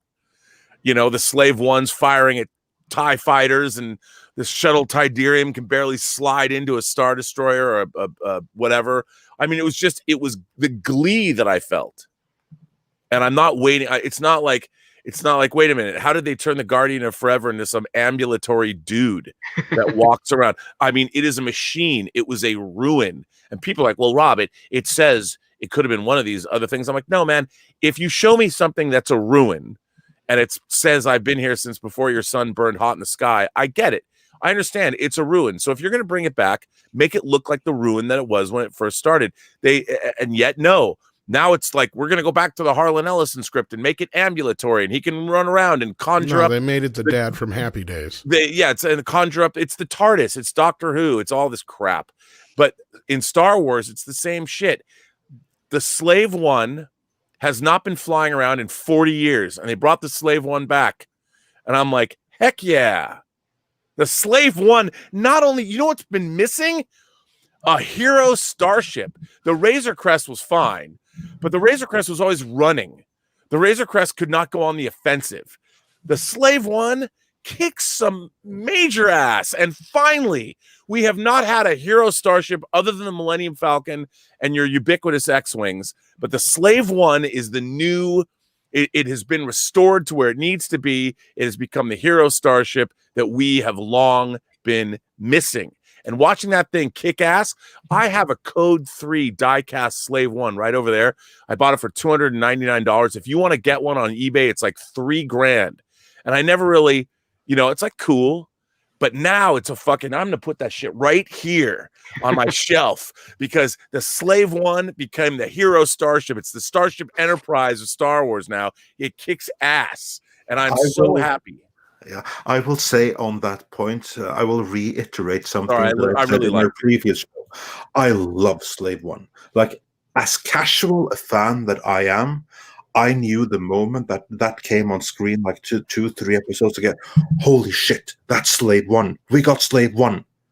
And when it took off, dude, and you see the wings on the inside, yeah, exactly. I almost had an orgasm seeing that. I've wondered how that worked for 40 years, and there you go. One little detail, because Favreau and Filoni are having the time of their lives. No, that was an interesting little visual there, that you have these two levels that are in sync and then they just move with the ship and then the rest of it is all stationary. I was like, yeah, I was wondering about that too. What I also really liked is when those two TIE fighters are chasing him in space and his blaster cannons like go 180 degrees and then go shoot backwards. And I'm like, I used to do that with my toy when I was a kid. That's the thing. I'm telling you, these guys are sitting around with their action figures and they're dreaming stuff up going, wouldn't it be cool if... And yes, it would be. And that's what we get to see. I mean, hey, what was the coolest thing in Attack of the Clones? Those sonic mines that Django's version of the Slave One. The seismic charges. Seismic charges. We got to see that again. I mean, they're just sitting around going, we should do this. We should do this. We should do this. I mean, because these people clearly love Star Wars and they're giving us, have they balanced out and made the stories as resonant as the original Star Wars and Empire? Perhaps not. But the way they're tying it all into the larger mythology, the fact that we're getting the Clone Wars mythology and we're getting the Rebels mythology, it's dope. I mean, it's like I, as a middle-aged man with one foot in the grave, with graying hair, where my soul should be shriveled up and ready to die and shuffle off this mortal coil. I watched that episode last time, like, fuck yeah, man, Bib Fortuna in your face, and it was great. Actually, he got it more in his neck, but yeah. Well, metaphorically. I know. I just quoted Superman there for you. Yeah, I mean, it's just, I'm like that. And then the way he sat down, I mean, clearly maybe no one in real life would ever sit down that way, but just the way he like outstretched and put his arms on that throne, and she takes the swig of the bottle. You know what that was? That was Dave Filoni and Jon Favreau and Peyton Reed going, yeah, it's been a little rough for the last 40 years, but trust us. We got 10 shows, and we're going to now turn the Star Wars universe into what it should have been for the last 40 years. So here you go. I can just see Boba Fett saying, we're going to need to hire a staff for this place because we killed everybody on the way in. Yeah, and I can just see, and by the way, Max Rebo and the Rebo Band and Cy Snoodles are no longer welcome. Well, they're dead. Yeah, we're gonna get some. I thought Bib Fortuna was dead, but apparently he wasn't. Well, he's now, because I thought he was on the sail barge when that blew up. I thought he was. I know, too. Right. But he apparently he was smart enough to jump. I believe that he could be He jumped in the sand. Why not? He was in better shape then, so he could have. Yeah. But I mean, now it's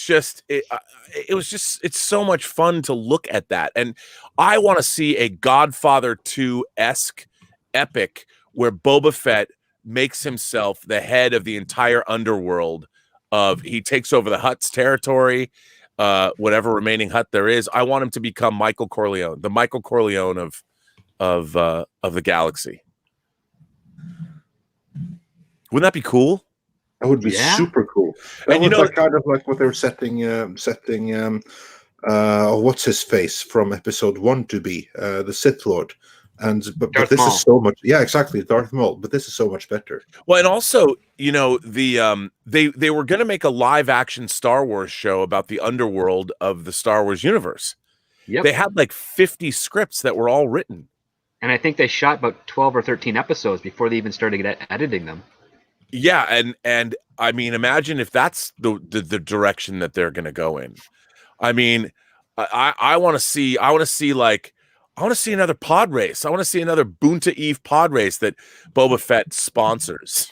You know, I want to see a pod race that's rigged, and the one racer that doesn't know it's rigged, and they're trying to survive this staged gambling like coup. yeah. I mean, wouldn't that be? That's why I think that the possibilities, the fact that they're just doing the fact that Luke Skywalker shows up in Wreck Shop just takes a bunch of dudes out. We've wanted to see that for 40 years. You know, Luke never got to be a Jedi. We saw him. He defeated the Emperor and Vader, and he became a Jedi. And then he was a morose guy who denounces. He ruined the galaxy in the sequel trilogy. And we never got to see Luke. It's like James Bond. We haven't seen Daniel Craig just be kick-ass James Bond and go out on a mission. We see his first mission. He becomes a 007. And then from then on, he gets old and he's morose and he's embittered and wants revenge.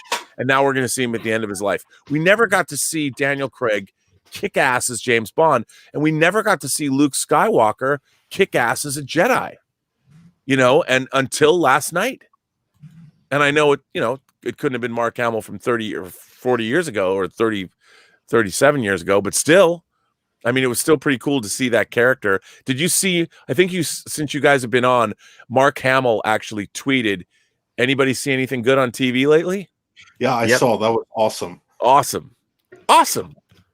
I'm curious, do you know who was there on set? Because I was like thinking it would be awesome if they had Sebastian Stan filming it on set. It wasn't him. I checked. It should have been, and then they faked Mark Hamill on top of him. That would have. That's been the problem is they didn't use deep fake. I think deep fake would have looked better. They did. Yeah, it would have. They did a CGI mask, and I think because I know the two stunt guys, Max Lloyd Jones and Matt Rigetti, were the guys that were doing the Jedi. The thing about deep faking, they have to do it at 4K. You know, and it's one thing when you're doing deep fakes on even HD, but 4K is many times the magnitude. It's a lot harder. Well, the show is done in 4K, or at least it's broadcast. Right, that's what I mean. They can't. So deep fake technology, they need to do it. It's just recreating the human face is not there yet. All they had to do is just scan Return of the Jedi. Yeah, they got probably plenty of footage of Mark which Hamill it looked like they did. I mean, I think they did, but they used a 3D model to layer over. Yeah, I was going to say, whatever they did, it wasn't deep fake. It was the old school way. Right. I think it was like the previs, similar to what they did with Brandon Routh on Superman Returns. I think that's what the start they did for that. Yeah, no, it's that's true. And they use, unfortunately, even in Superman Returns, they used too much of that. Brandon shot all that stuff for real, and they used too much of that synthetic, and he did everything. So yeah, you can tell greatly when he's flying over the water back to Metropolis that they did something to his face there in that shot. Oh, it's totally digital. Yeah, and it was a bummer, but anyway, sorry I came in. I totally dominated your conversation. No. We were actually in the middle of super chats. When you level, that's what you did. Mr. H actually has to get rolling here since we have a break in momentum. Is there something you want to plug or anything going on for you, Mr. H, real quick you wanted to touch on before you go? No. It was nice to join in. Always good to chit-chat with you all. Before you go, give us your 5-second review of Wonder Woman 1984. Yeah, that's what we wanted to ask you. I did nearly a 20-minute review of it, so it can't. So everyone head on over to Mr. H's channel afterwards and see his review of Wonder Woman 84. But in the meantime, give us a 5-second summary. Was it good, bad? It's like McDonald's. Like it was shit, but it was all right. Like genuinely, but that's what I mean. Like there's so much more nuanced layers to it than I can't. That's why I had to this. Why it's like a nearly 20-minute review, because there's so much. Like it's tonally all over the place. it's a mess. But I was entertained, but I knew it was a mess. So it's like McDonald's, I know McDonald's is shit, but hey, it's a bit tasty every now and then. Gal Gadot is smoking hot. Like there's some good, like her acting's improved. Like you can't do it as 5 seconds. Her acting's improved a little bit. The whole them painting Maxwell Lord as a Trump allegory, that's total nonsense. He's not. If they were painting him as a Trump allegory, why is he likable at the end of the film? Doesn't make any goddamn sense. It was there just to rile up people that are, pro-Trump. It's super dumb. Like it's super, super dumb. It's a total mess. It's whiplash with them trying to escape Snyder and go completely the opposite way, but they've messed it up. It's a sequel, but they were painting it as not a sequel. It's definitely a sequel. It's definitely not a Flashpoint movie like someone purported on their channel as well. Total garbage. That's absolute trash.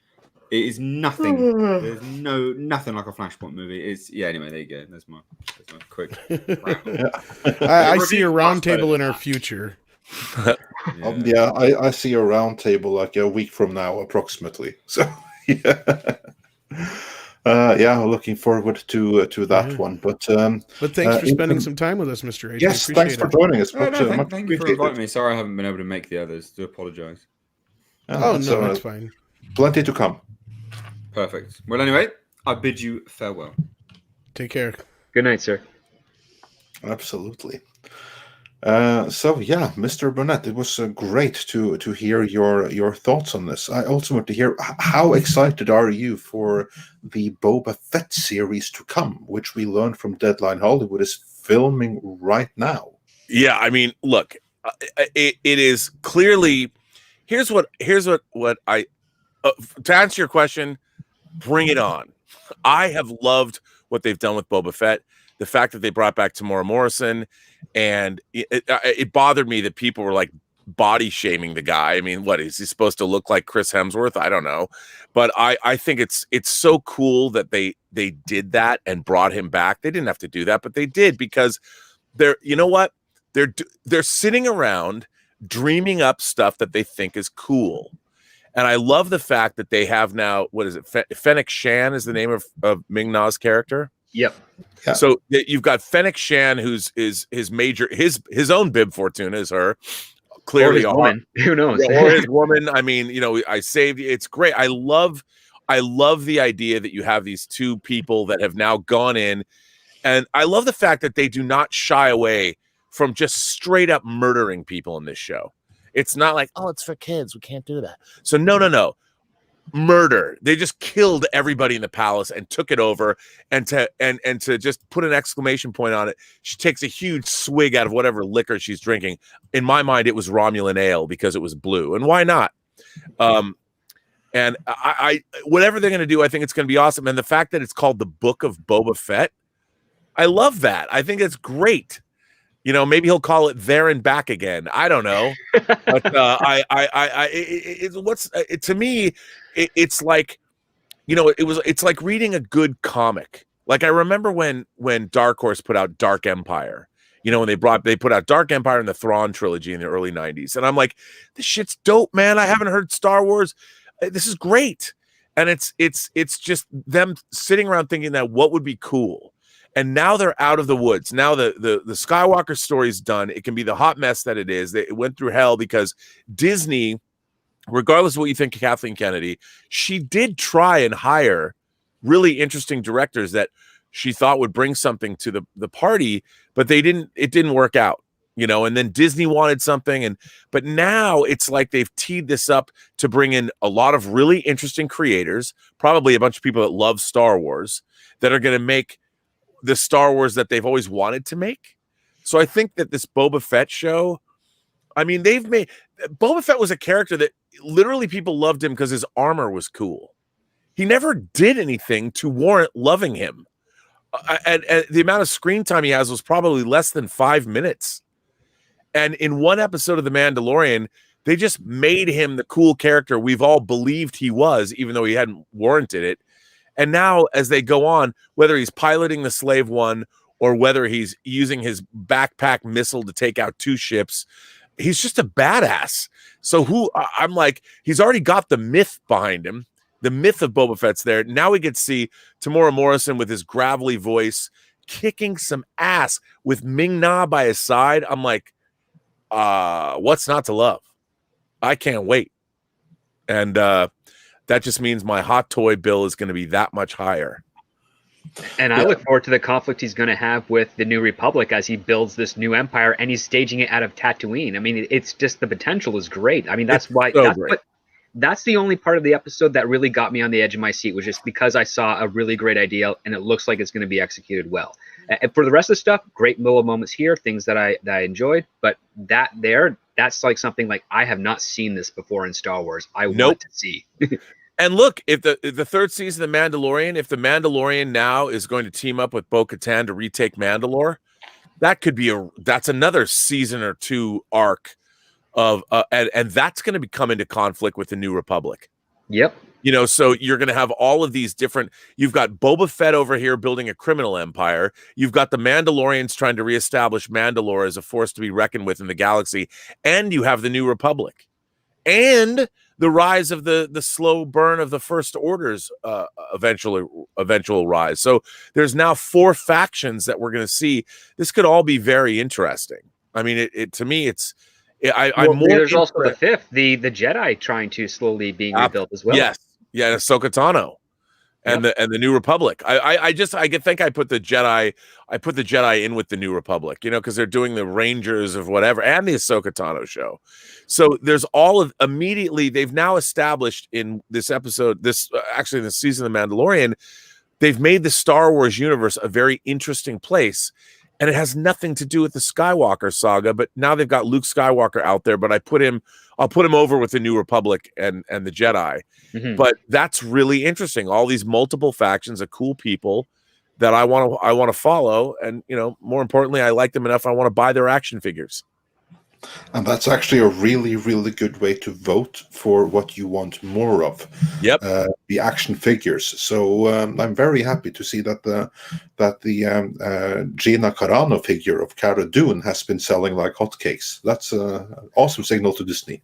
Well, one of the things about the sequel trilogy that I thought was really, in the original Star Wars, they would always add things like to buy that were cool. Like the snow speeders. I remember seeing the snow speeders as a kid. I'm like, oh man, I got to have one of those. And the Imperial Walkers, you had to have an AT-AT, and then you had to have an AT-ST. And then of course they introduced the Executor, Darth Vader's Super Star Destroyer, and the A-Wing and the B-Wing. I mean, there was all this cool stuff that they added that you wanted. But in the sequel trilogy, they just brought back old favorites. Everyone's flying. Why are you flying an X-Wing 30 years later? You have an opportunity to give me, you've got the Falcon, so you've anchored it to the classic stuff. Give me new ships, man. Give me something that I wanted to buy. I've been buying X-Wings since 1977, and just because you color one black or make it look closer to McQuarrie's original sketches, it's still an X-Wing. And the reason that the sequel trilogy and those characters were not cool. As much as a Finn could have been cool, but he's really not cool. Even Poe Dameron, what did he really do? Like, there's nothing iconic when you and Rey was just, she was like the Swiss Army knife of characters. Whatever you needed her to do, she would do. Whatever blade you need scissors, you need a toothpick, it's all right there. But they weren't cool. Whereas now, the Razor Crest and the Mandalorian, even the Razor Crest, that was cool. I'll spend $300 and get a HasLab thing of that. The Razor. I mean, now the Slave One, which was really, let's face it, kind of goofy. Now it kicks ass, as Script Doctor said. Its weapons whip right behind it the way you did, the way you played with it as a character. Now suddenly, as a kid, the guns would go around 180 degrees, and now it does, and now it's cool. So now, who doesn't want to buy a Slave One? Something that is a ship that was introduced in May of 1980 is now cool. And on top of that too, the thing that you're doing is actually part of the axiom of George Lucas, which is show me something new, and that's kind of what he did. Even within the prequels, they may not be good movies, which I agree with, but they are Star Wars, and they brought us something new. And I think that's what leads to the success of Star Wars, especially with the Mandalorian. We did see a couple of new things here and there, like that, like Boba Fett right there, leading a criminal empire. That's new, right? And you know, seeing all the Moff Gideon as a new character that I've now pre-ordered, and I like that character. He's great, and we're going to see more of that. And I want to get all those figures. And suddenly, the problem, the reason no one bought the sequel trilogy toys, they weren't cool. Those characters, you didn't imagine they had a life beyond those movies. I never sat down and contemplated what Finn was doing when I wasn't watching him on screen. However, like in the original trilogy, well, that bounty hunter we ran into and Ord Mantell changed my mind. Well, what happened then? What and then you wanted to take you wanted to play what happened on that when the bounty hunter that Han Solo ran into was there, you know, and you knew that all these characters had a life beyond the movie. But with the sequel trilogy, they didn't exist for me beyond the movies when I watched them. I didn't imagine them going off on other adventures. They weren't like, those people didn't have any fun. They didn't have any goals either. That's the other part. They had no individual character goals. Moff Gideon had a great goal. We don't know the details of it, but we know it directly reflects the child. And my favorite part of the episode was when he knew his time was up, so to speak, that he was going to be gone. He tries to kill himself by putting the pit blaster underneath his chin, and Gina Carano just knocks that out so fast. And I was like, yes, good. Show him trying to escape and then knock that back down. I like that conflict. I like that conviction. Yeah, she's like, I'm not going to let you get away that easy, you chump.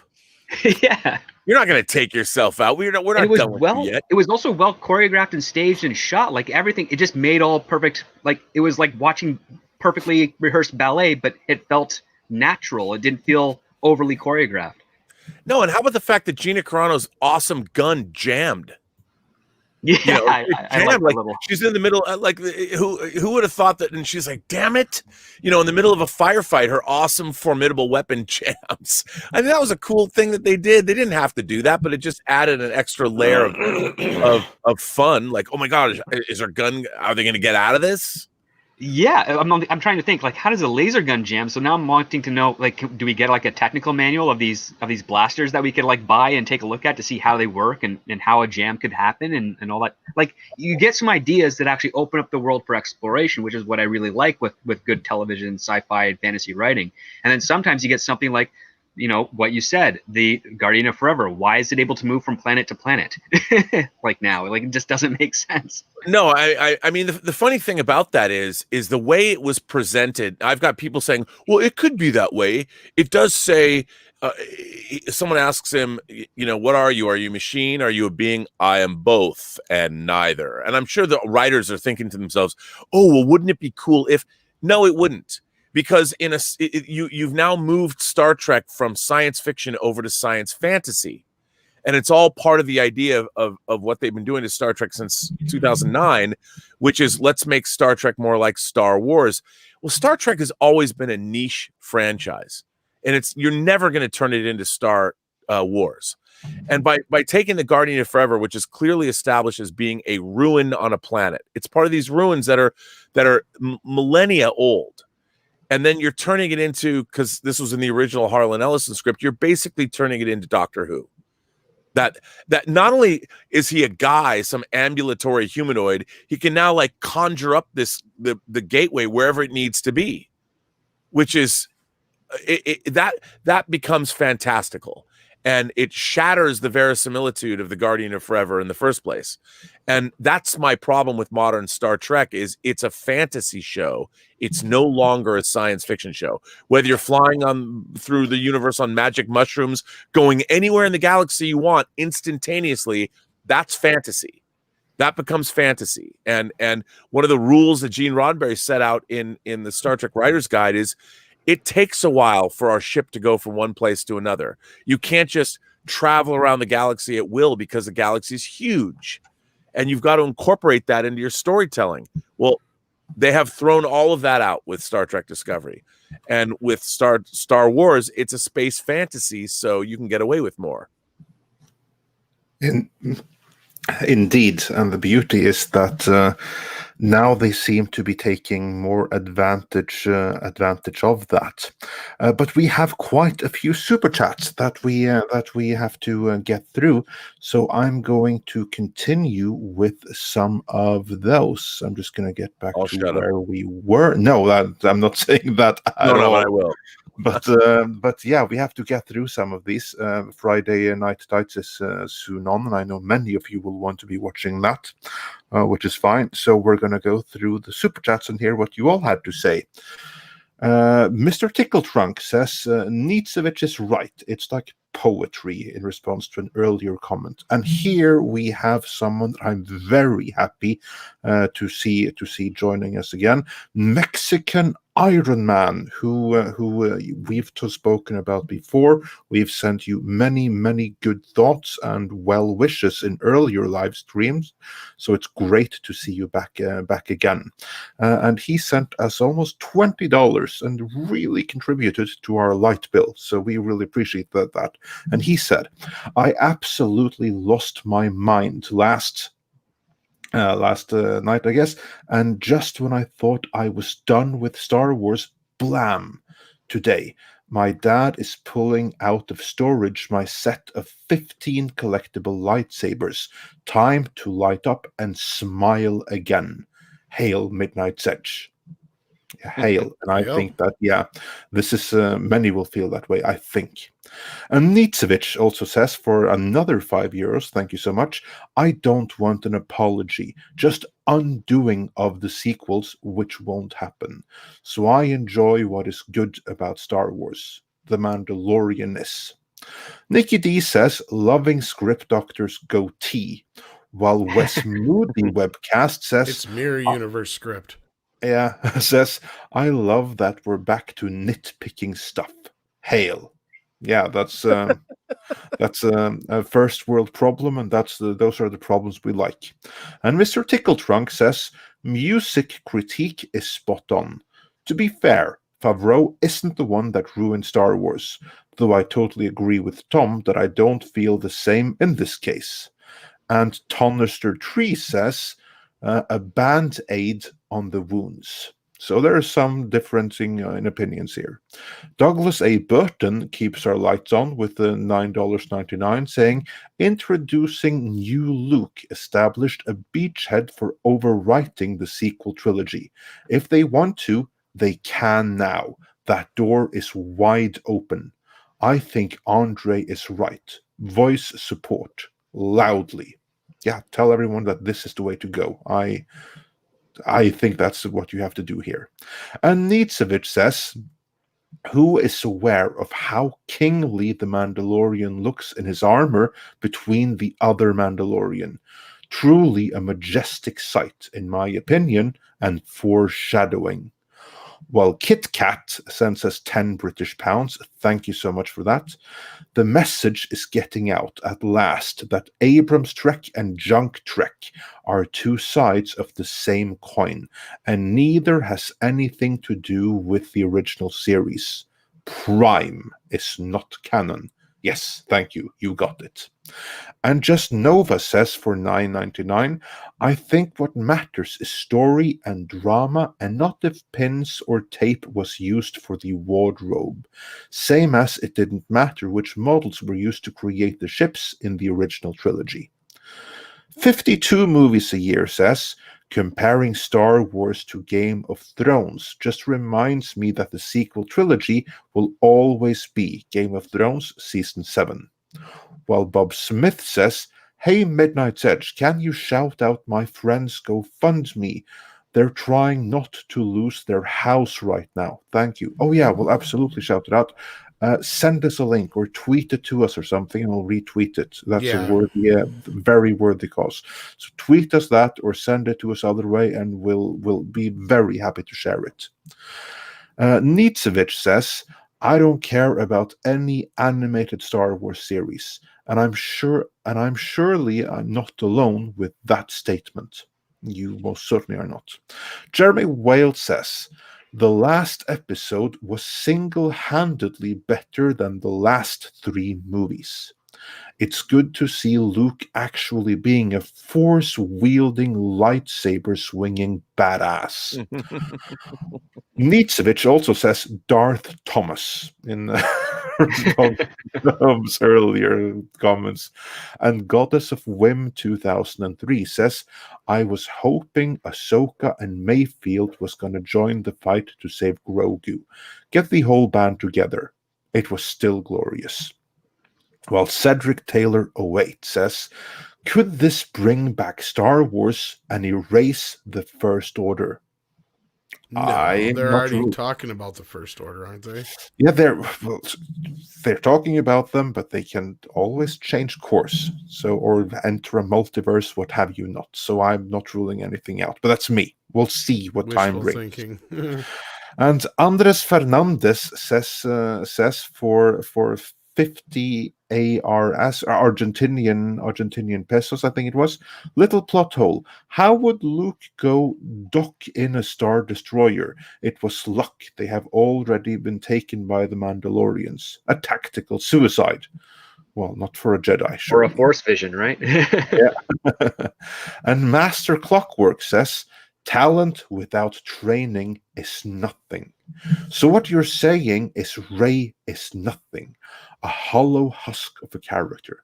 Yeah, that's a good point. I had missed that. But that's actually a really, really nasty swing at the I sequel saw it. trilogy. That's the second time they've done it too. They did it with Ahsoka, then they do it again with Luke, and they're going back to, you know, the principle of education, which is that, you know, if with hard work and study you can learn.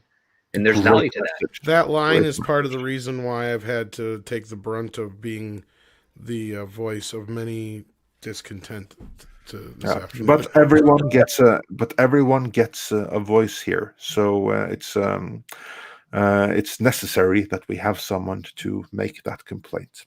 And And again, take your- I don't necessarily agree with all those points, but I have to point them out for those who don't have a And they, voice on the paper. and they have to be pointed out. And Taker 610 says, who was the mystery Jedi? Was it Ki Adi Mundi? Whom I have never heard about, but yeah, I think you know who it was. and Wait a minute, like a cone head Jedi. and Nietzevich also says, he's been funding most of our super chats today, which we really appreciate. Hey, man. Yeah, I'm go telling you. on, Mr. Brett. No, I'm representing for Ki-Adi Mundi right now. Yeah, there you go. Here he is, using his force powers and his lightsaber. Don't diss on him, man. Come on. Yep. There it is. There he is. He's never far from me, let me tell you. What is it with everything in Star Wars and having a phallic head? Because no one actually gets laid in the Star Wars universe. They can just dream about it. And they don't wear Which is underwear. weird because they don't wear underwear in the Star Wars I universe. just So you said that. figure. Sorry, that's my Plinkett coming out. My bad. Exactly. And moving on, Nietzevich says the musical Mandalorian theme is nicely harking back to the good, the bad, and the ugly, the springing octave theme, but with other rhythmical emphasis. Yeah, so true. And Moses Tolliver says, I'm glad we got a smidge of justice for Star Wars. Keyword being a smidge. As mentioned earlier, a little too late, but it's a start. Cedric Taylor 08 says, I saw an interview with Mark Hamill saying he's done with Luke Skywalker. Did you see it? Yeah, but here's the thing with interviews like that, they're done with it right up until they get a phone call, really. Yeah.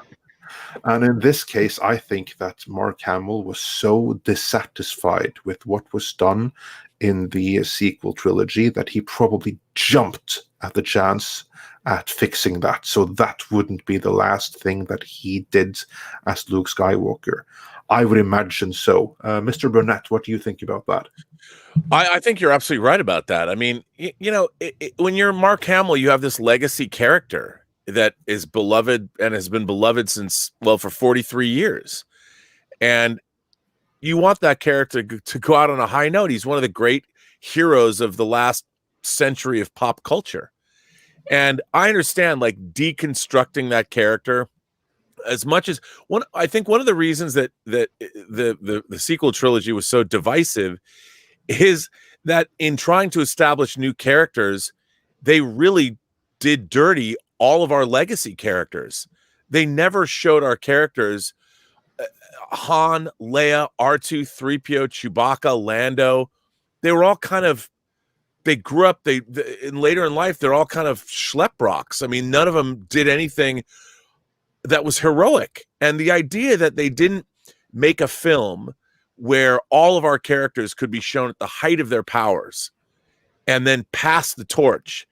Instead, they introduced all of these new characters and degraded, and I use as the big example, R2-D2. Yep. Literally, R2-D2 had a tarp on his head and was relegated. He was off, put in the corner because Bad Robot wanted to get some of that merchandising cheddar and created C-3PO with a red arm, BB-8s, because they can point to those things and go, that Millennium Falcon with the rectangular dish, that's ours. So we get some of that cheddar. They wanted to do that with Star Trek, but they couldn't because all the legacy stuff still sells. And that was one of the reasons that Bad Robot wanted to take over Star Trek in the first place, is they saw it as a whole franchise they could control. Secret Hideout is just an extension of what Bad Robot was trying to do. The only thing is that Secret Hideout thought they keep making shows, but they don't have the merchandising because, I mean, what are you going to do? A Michael Burnham character, why would you have an action figure of her? Because what, she's going to hug everybody she meets and cries? I mean, there's nothing. What are you selling? There's nothing. The Discovery has never done anything heroic. It's crashed on a planet, you know, and that's what they don't understand. They don't get that. So no, you're absolutely right. It's because some of these writers don't have the imagination or fortitude within their own creativity to actually bring up a character without having to put another character down. It's a very childish thing. It's like what you see at the schoolyard. Oh, this person doesn't know how to tie his shoes, but I can, so they're worse than me, or something of that nature. And to your point, I would say the only type of Star Trek Discovery toy I could see selling would be a bathroom sink faucet of Michael Burnham's head, where you turn the knobs and then water comes out of her eyes. Well, I mean, it's true. None of those characters, they're not, when you put somebody on a shelf, you know, I'm full of, whether it's a Seven Samurai or some of the characters of the Marvel Universe or whatever, you want those characters because they mean something to you, because they're more awesome than you are. They're aspirational. You know, you want to be those people. The problem with Star Trek Discovery is telling you that you are just like those people, not that you can one day be as cool as those people are. Like, I grew up wanting to be Kirk. I wanted to be Han Solo. Hell, I wanted to be Luke Skywalker. But now I didn't want to be Rey. I didn't want to be Finn. I didn't want to be Poe Dameron. What did they actually do that was heroic, other than they just kind of repeated things we'd seen in other movies? And then they took my heroes. Han Solo fell off a bridge. Luke Skywalker was turned into a hermit. And poor Leia died in her sleep. Leia died in her sleep. And R2-D2 he had a tarp put on him. And what's interesting is that, how do you not know this? This is storytelling 101, especially franchise storytelling 101. The fact is, Sylvester Stallone has made a career of the fact that he's not going away. You know, we're still watching Rambo movies. You know, we're still going to see Rocky come back. He knows that Rocky is not somebody, even as an old man, when Adrian is dead, Rocky can still inspire the next generation. He's in Adonis Creed's corner, you know, and the fact that they destroyed the core characters of Star Wars in the sequel trilogy was their biggest mistake. They should have established them as badasses. Yeah. I mean, why they allowed the fact that the First Order was already in place, that already made our previous characters. Why would they allow that? Why would Leia, Han, Luke allow the First Order to arise? Why would they be allowed to build Starkiller Base? The conception of the sequel trilogy destroyed our legacy characters simply because they didn't. they didn't do anything unique enough. They're like, okay, well, I guess we have to have a new empire. Well, by doing that, the sacrifice of all of our characters, when we last saw them at the end of Return of the Jedi, they'd save the galaxy. But apparently that didn't work out for very long, because the First Order comes back and it makes our characters idiots. And you don't have to do that. You don't have to build up your new characters at the expense of legacy characters. That is the worst kind of bad writing. And it doesn't ever work. It doesn't ever work. No, you're right. I can think of no example where it ever has worked at all, ever. And the idea, you know what that is? That's corporate thinking. Because they're like, well, wait a minute. What about all these kids? They're not going to want to watch stories about Luke, Han, and Leia who are like pushing 70. Yes, they do. Because they're Luke, Han, and Leia, and Lando, and R2, and 3PO. Nobody cares how old they are. They come back. They want to see Han Solo kick ass. Han Solo didn't get to do anything cool. He barely flew the Millennium Falcon. And you made him a chump. Yeah, you're exactly. There's a reason New Coke didn't sell well. That's exactly right. That's exactly right. And there is no understanding. Let's make Spock, let's saddle him with a learning disability. Let's make Michael Burnham the one person in his life that made him who he was. Why do you have to do that? Because what they're trying to do is it's the mistaken idea that they have to, in order to make their show relevant, that they've fallen into the classic trap of, well, that old stuff. Nobody cares about that old stuff. No, you're wrong. They do. You've built your entire universe around that old stuff, and you're trying to rewrite it. But that never works. Exactly. It never works. If you want to add a new character to an existing one, it's supposed to add overall and provide depth. It's not supposed to make the old character a crutch on the new one. It's supposed to add that extra meaning. That's why you can make something like, you can make Luke have a new child and basically have that child go on an adventure, and it doesn't take away from Luke so long as you don't have that child go back in time and be the one that is actually Obi-Wan Kenobi and trained Luke Skywalker, in which case you're like doing something ridiculous. No, and that's why, it's interesting. I always go back, actually, the Critical Drinker, when we were on together, we talked about Creed, because I'm always holding up Creed as a way to advance, the way to come back, Creed and Cobra Kai. And he actually made some really great points about why he doesn't like Creed. And I kind of put me into an existential crisis, because I'm like, is it the Adonis thing? His points I get that. They were really good. His points are really good. And I'm like, you know what? You're not wrong. You're not wrong. And I didn't look at it that way because I'm not as attached to the Rocky franchise. But he was correct. But from my opinion, my point of view, I mean, Creed did a very good job of honoring the Rocky franchise from my perspective. Now, what he brought up, very valid, and he's not wrong. But still, you still had Sylvester Stallone was as much a part, Rocky Balboa was as much a part of the movie Creed as Adonis Creed himself was. And it really mattered. And they didn't do that. You should have looked at something. I look at Creed and go, that's what they should have done. They should have shown Luke and Kylo Ren working together.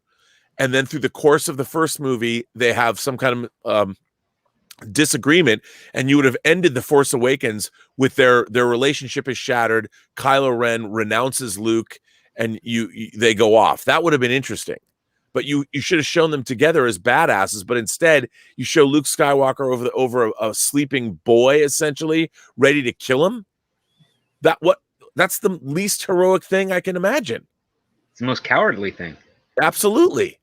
And, you don't show that Luke and Kylo Ren. Wouldn't it have been more interesting if they were like the Qui-Gon and Obi-Wan of that series, and you're showing Luke and Kylo Ren righting wrongs, being badasses together, and then the rift at the end destroys their relationship leading into the second film of the trilogy? That would have been painful.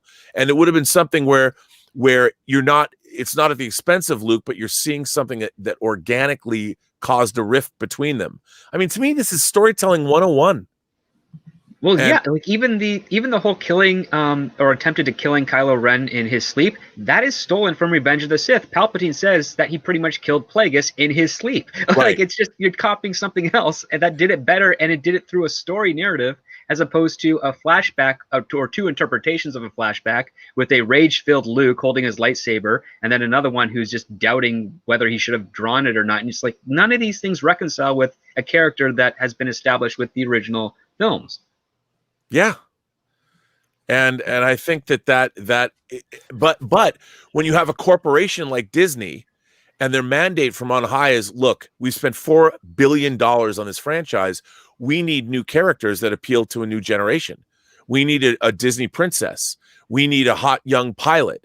And the thing was, they gave us these archetypes that were based on previous Star Wars characters, but they didn't create real new characters that were like fleshed out, which is unusual, because if you're going to rip something off, you'd think that like look into, give me what Rey should be like Ariel or Belle. Look at Disney characters, which are well-developed characters, and steal from them, and because there's always a dilemma. They always have growth, whereas Rey has no growth. No, she wants to stay in her home and Arrested Development, and she has no want. And to your point, like, yes, they didn't even understand the archetypes. They're superficial archetypes at best, because they have no depth to them. They don't follow a path. The closest thing was Finn, who basically said, I don't agree with this lifestyle I'm at and I want out. But they completely missed the greatest opportunity, which is he probably has difficulty defending himself from the First Order, because he knows all of those soldiers are conditioned and brainwashed like he was, and maybe there's a chance that they could be rescued and saved too, and that would put him on a more interesting story. And I thought that's what they were going to go with. Until as soon as he gets in the TIE fighter, he starts shooting back at them. I'm like, what the heck is this? And I'm very glad that I didn't go see the movie in theaters. I waited because, again, I had bad experience with Star Trek 09 and J.J. Abrams, so I'm like, I'm never going to pay a movie ticket to see a J.J. Abrams film in theaters ever again. So I waited, and I'm hearing these rumblings. And then I finally see it. A friend got me a preview before the DVD copy and Blu-ray went out. And I'm like, this is half a movie at best. It is half a movie. Yeah. And like, your main character doesn't even do the cool thing, which is blow up Starkiller Base. She's supposed to be the main character. She doesn't do the thing. Luke blew up the Death Star. Right. No, and I've even argued if they wanted to really kind of get past the whole it's a ripoff of A New Hope, they should have left the film open-ended, since they knew we were getting two more anyway, where they didn't succeed and Starkiller Base wasn't destroyed. I think it would have been infinitely more interesting throughout the trilogy. But again, that's, a whole nother woulda, shoulda, coulda thing. But yeah, I'm sure we got a few more super chats, don't we, Andre? Yeah, we do. We have quite a few more actually, but we'll get through them. Nerd Cookie says practical effects should stay untouched, but I think any time this kind of CG is used, they should continue to touch it up as technology improves. And Nelson Geretta says EU Luke's new Jedi could have attachments plus marry. While Mr. Tickletrunk refers to you, Mr. Burnett. R&B holding court. Love it. Yes, so say we all. Not like I don't do that every day. You just are allowing me, which I appreciate, but I don't mean. Oh, of course, we actually allow you to hold court. Speaking of that, I have to go, because I do have to go hold court on my own channel in less than a half an hour. Well, we were honored that you would join us. I'm just happy you're still here. Someone else, so yeah, it's always a blast to have you on, and yeah, thanks for coming and sharing your perspectives, which are most welcome as always. Well, thanks for letting me. I appreciate it. I'll see you guys later. Take care. Absolutely. And everyone, go subscribe to Robert Meyer Burnett. And with that, we're going to continue some of the super chats. Christopher Fries says, a perfect end to season 2. I feared an ESB cliffhanger. I don't recall exactly what ESB is, but Empire Strikes Back. Oh yeah, there you go. Yeah, no, this was so satisfying. And Justin Proper, he keeps our lights on for $10, saying, this finale was absolutely perfect. I figured this was where it was going, but to see it myself was exhilarating. Loved this episode. Hail R&B. And F you, Tom. Just kidding. I love you too. It's that damn Justin Proper kid again. Yeah, but he's saying, just kidding. I I love you know. too. I know. Yes. Has he I know, finished Justin. Deliverance yet? No, little fucker.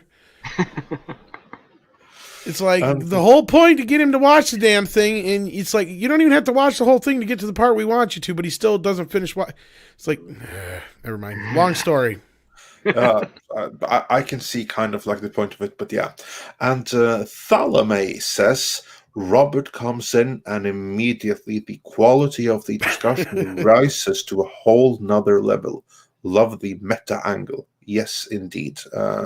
Mr. Burnett brings that with him. And Elaine sent us $10 saying, I just wanted to say I have been watching the channel for 3 years and I love your videos. Thank you, guys.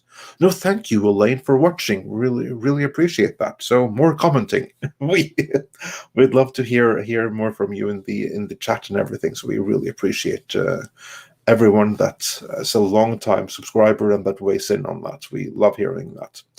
And Andres Fernandez sent us another 50 Argentinian pesos saying, guys, at first I thought it was Cillian Murphy as Luke. Made me. Think he also could be a good grown-up Luke. Possibly. And Sean Carter says, praising Disney right now is like praising a guy who has kicked his dog for 4 years because he gave the dog a steak recently. Sorry, gonna take more. Yeah, but you should praise the guys for giving the dog that steak if he's never done it before. To a point, but I mean that this is kind of where I was coming from earlier. And again, to reiterate, I'm speaking more on behalf of others than actually my own feelings on the matter. But yeah, no, it's going to be a tough road to recovery, and for some fans, there will be no recovery. There is nothing from this point on that Disney will ever be able to do to win them back, no matter what. And that's fair. But I think that for many, still, just show that this is the way. And be loud and clear that, but we won't forgive you until the entire sequel trilogy is gone. Then we'll talk.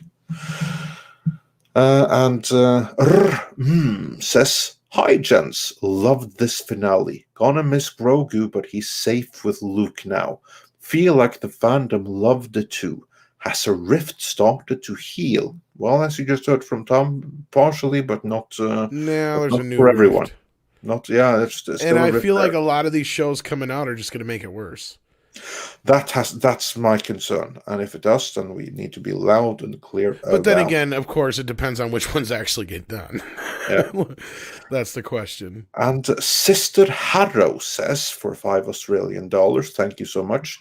I'd pay anything to be a fly on the wall at the next Star Trek writers' room after they've seen the video of R&B commentary here. They'd be pissed.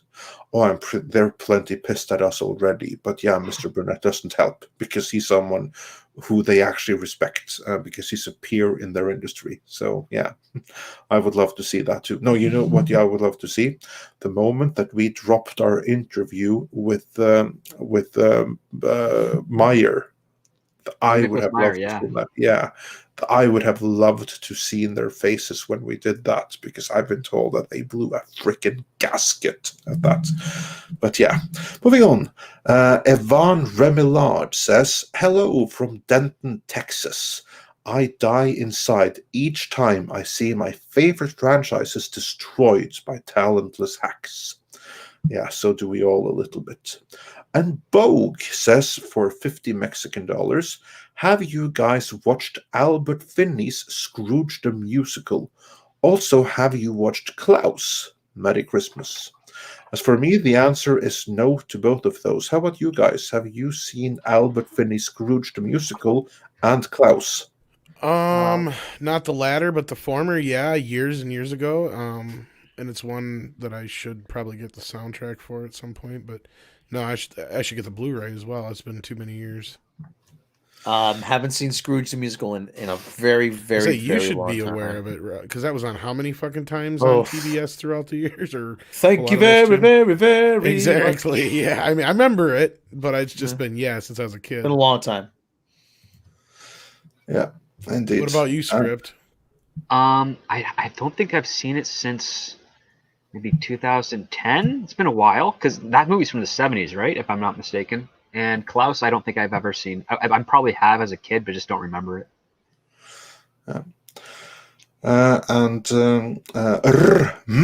Also says it's not just fan service. Mando series writer cares about the franchise. Closing scene was movie magic. Work like this can negate previous failures. It's going to take a bit more, as you can hear from some here, but it's a step in the right direction, I would certainly say. And Leg Kick 1 says, anyone talk about Mando running out of ammo? No, I don't remember us talking about that. We did bring up the gun jamming bit, but yeah, that was. I think they're talking about the whispering willow things that he shoots out of his wrist. He only can do them one per episode. There you go. So now we've talked about it. And Bogue says for another 50 Mexican dollars, didn't they destroy Apollo Creed's character by having Adonis be a bastard child he conceived with another woman and that he abandoned? Yeah, that was one thing that did bother me outside of them recasting the role of the wife. I feel like they kind of made up for it by having her still, adopting him and raising him like he was Apollo's son, regardless of the situation. But yeah, that is kind of a besmirchment or whatever you want to call it on the legacy of Apollo Creed in a way. And I don't know if that's the point that Critical Drinker made, but if he did, that's a very valid point.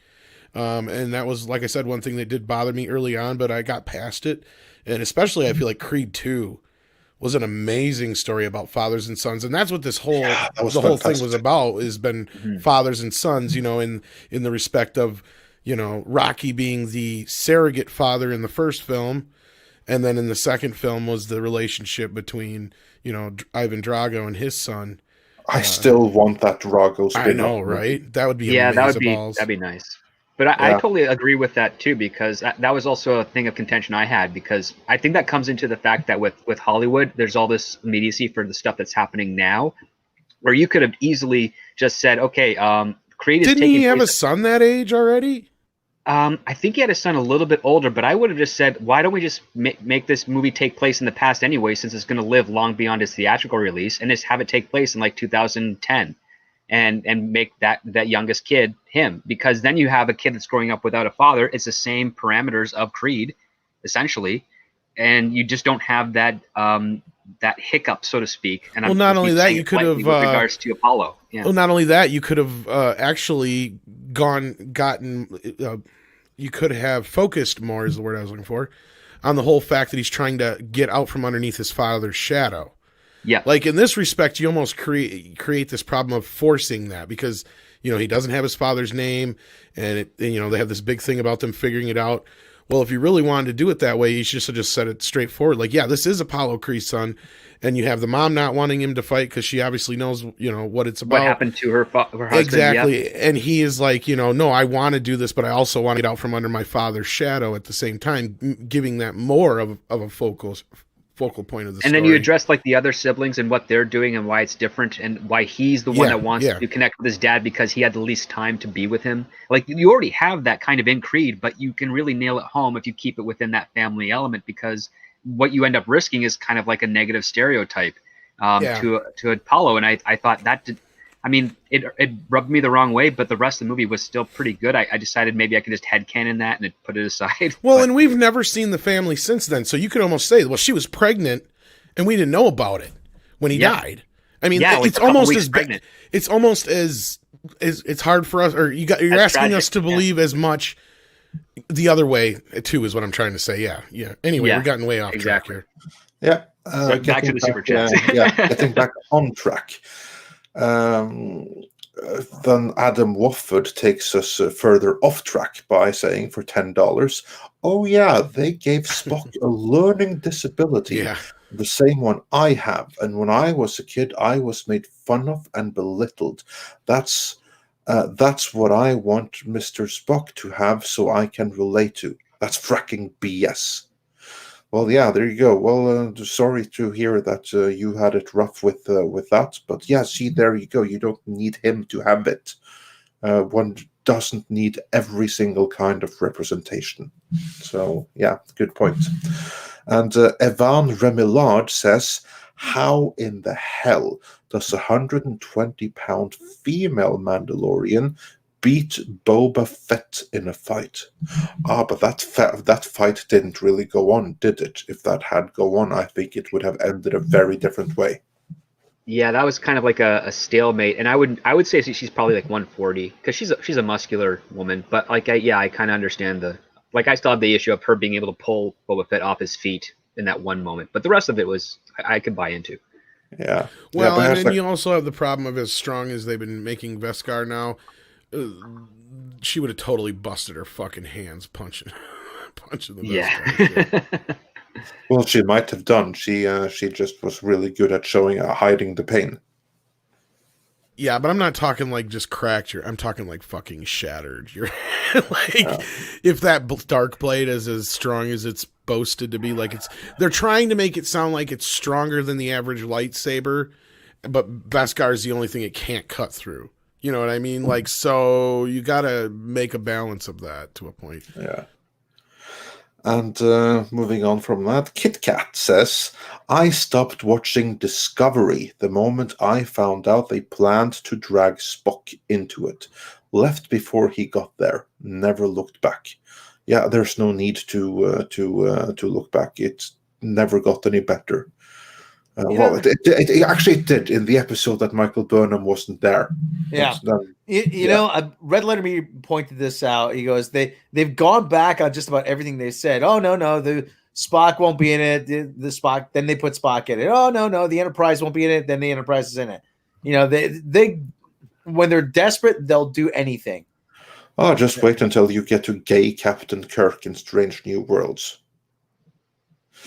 But yeah, that's for another video. And Brian Dolan says, "Hey Spock, you're looking mighty fine in them jeans." Actually, I missed one there. Russian Bot 1918 says, the ending of this episode will be the last good Star Wars memory for a while.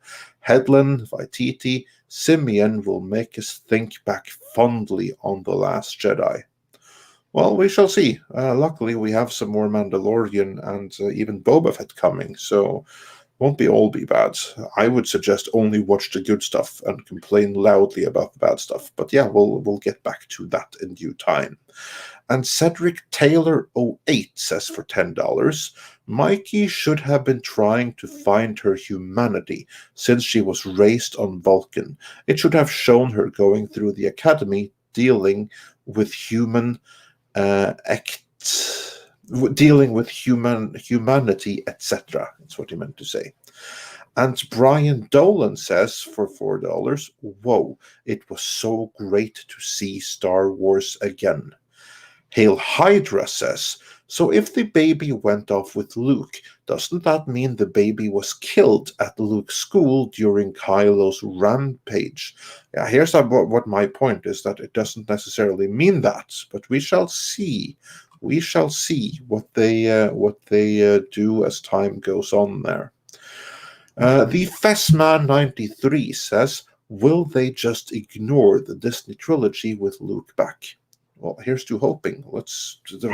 I will say, cross your fingers. Cross your fingers, and the future might not be set. I'm going to stick with that until otherwise is proven. And Blue Satoshi says, IIRC, Ki Adimundi was one of the few Jedi allowed to pursue romance because his species was endangered. Oh, there you see. So actually, there was some sex in the Star Wars universe, and ironically, it was with Burnett's figure. And A.G. Gundam Place says for $10, if they don't retcon the sequels at this point, they just sentenced Baby Yoda to death. I don't think Disney would knowingly do that to the fan base. Yeah, and I agree. I will say from the Terminator, or quote the Terminator, the future is not set. And I will keep on saying that until I'm proven wrong. And I won't be proven wrong until it leads directly up into it. And I think there's a long, long way to go between here and there. And with that, we are actually caught up. That's All awesome. right. And I will say, regardless of my opinions on this, the fact that a show hooked Andre into liking something in Star Wars, I think is a win. Yeah, I saw many people say that on Twitter, but really, this thing right here made me retroactively like Star Wars more. I've never disliked Star Wars, but this made me like Star Wars, whereas before I've been like neutral to it at best. And when I saw Rogue One, I was like, when I was in the cinema at one point, I was like, why am I putting myself through this? Like, I should just like never watch Star Wars again because this really sucks. From my perspective, but this series, The Mandalorian, that's changed that, because I haven't had this much enjoyment of a series as with The Mandalorian for a long, long time, where I just look forward to and enjoy each episode. I can't remember the last time I had that. I don't think I've had that since Spartacus. Oh wow, that's a while ago. Yeah. So yeah, it's rare that it's like a series that I watch and I just like enjoy every single episode of it. Whereas like each episode is a joy to watch. But yeah, that's me. So it made a fan out of me. But yeah, all right. Any final words from the rest of you on this and hopes for the future? Hopefully it's not downhill from here. Yeah. Fingers crossed. Yeah. I loved it. It was much better than Cats. I'm going to yes. see it again and again. Did it have karate in it, Rob? Actually, it kind of did. Yeah, there you go. It kind of did. Yeah. Master Clockwork sent in a $5 super chat. The Darksaber having unique properties is a hangover from Rebels, and Beskar's strength isn't a Disney era retcon. In the EU, it could block lightsabers. Okay, well, I didn't say it was. I wasn't saying that. I was just saying like you have. So that to brings up an set interesting. A standard. That brings up an interesting question. So we saw the Mandalorian get his head pounded in by that robot like multiple times, and it didn't do a dent on that. So I'm trying to think, what the heck did Boba Fett get hit with that caused the dent on his Beskar helmet? Oh shit! Well, no, and I was talking about the whole fact of like Gina's hand should have been crushed from punching it so many times. Was my point? Yeah, but yeah. Yeah, and the whole Dark Troopers needing 5 minutes to power up to dubstep, you know. At least it was a ticking clock that was done well. I've seen enough TV shows where the ticking clock is not even set up properly and they're trying to do it. But yeah, we're going to be wrapping this up here, and I know a lot of you are wanting to head over to Friday Night Tights, so tell them we sent you. When you head over there, there's the link in the chat. But Boag sent us another super chat. When are you going to cross over with EFAP and debate The Mandalorian is good or bad? They have to ask us. I've only streamed a couple times with Mahler. I know Andre's only met him like once or twice. Yeah, something like that. So we're not like we're aware of each other, but we're not like close friends or anything yet. And I mean, just keep asking him. I mean, just keep putting tweets and stuff out there, and I'm sure eventually they'll come up with something. I thought if anything they'd ask us to come on to that Ghostbusters one, but I'm sure we'll find something at some point to cross over on. That would be fun. But yeah, they just have to ask us. We're definitely game, I'm sure. Yeah, absolutely. We just need the $5 says I'm the only one who makes the whole show. Like Rob and Andre will end up dropping out before the thing gets done. If Script's there with us, he'll probably make it with me. He and I are troopers. We'll go to the end. So yeah, hey, if it's a day I don't have to work, I'll put some time aside. That's, right. That's for sure. He'll be like, "Honey, you got to understand, this is EFAP." I've only ever watched bits and clips of Mahler's stuff. I really wish I can make myself the time to watch most of his other videos, because I have watched his The Last Jedi one, which I thought was fantastic, but not so much of any of the other ones. And I do know he makes commentaries on Batwoman too, so I'd love to talk to him about that. So, all right. So, if you head on over to Friday Night Tights, tell them Midnight's Edge sent you and send them some love. And thank you so much for all the love in the super chats. And sorry I've been such a whiny brat tonight. But again, I feel like everybody needs to have their voice heard. And even though I don't agree with everything, there are plenty of fans out there who weren't represented on the panel necessarily. I felt like needed to have their piece said as well. Yeah. You're The here. real question is when I'm going to get into. I don't know about that. That was an interesting one last night. Yeah, to say the least. But I do have something to take us out on that's a bit of a laugh here, actually. That's kind of related to that. Let me share the thing here. And we'll take us out on this. This will get a laugh out of everybody, I hope. Make sure I share the right one and share the audio. There we go. All right, here we are. This made me chuckle. You're back there in Hollywood making movies right now because of us! I'm on the phone with every studio at night! Insurance companies! Producers! And they're looking at us and using us to make their movies! We are creating thousands of jobs, you I don't ever want to see it again! Ever! And if you don't do it, you're fired. And I see you do it again, you're gone. And anyone on this crew does it. That's it. And you too. And you too. And you. Don't you ever do it again. Sorry, that is amazing. There you go. And everyone, also check out our earlier video in just that incident, which was published a few hours ago. So yeah, do check that out. All right, folks. I'll be on Friday Night Tights probably in the next 2 hours or so. Hope to see you guys there. If not, we'll see you again here, I believe, Monday on Midnight's Edge in the morning. Let me double check. I think I know who. Yes, Gary, speaking of, is our guest on Monday morning. So you'll see him here with us on Midnight's Edge in the morning. Anything else you want to add, Andre, before we go? No, I just wanted to again say thank you to every single one in the panel. Thanks to Script Doctor, thanks to Mr. H, and thanks to Mr. Robert Meyer Burnett for joining us. Also, this video right here is going to be will be taken down from the main channel really quickly, but then it's going to be up on Midnight's Edge live archives for the replay.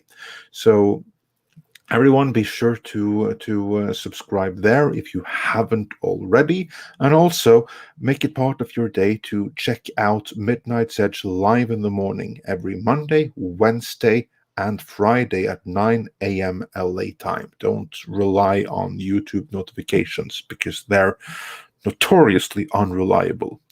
And with that, I wish you everyone a great continued day. Well, we got a mecha raid. I would say head on over to Friday Night Tights and raid there, folks. Thanks again for joining us. Take care, everybody.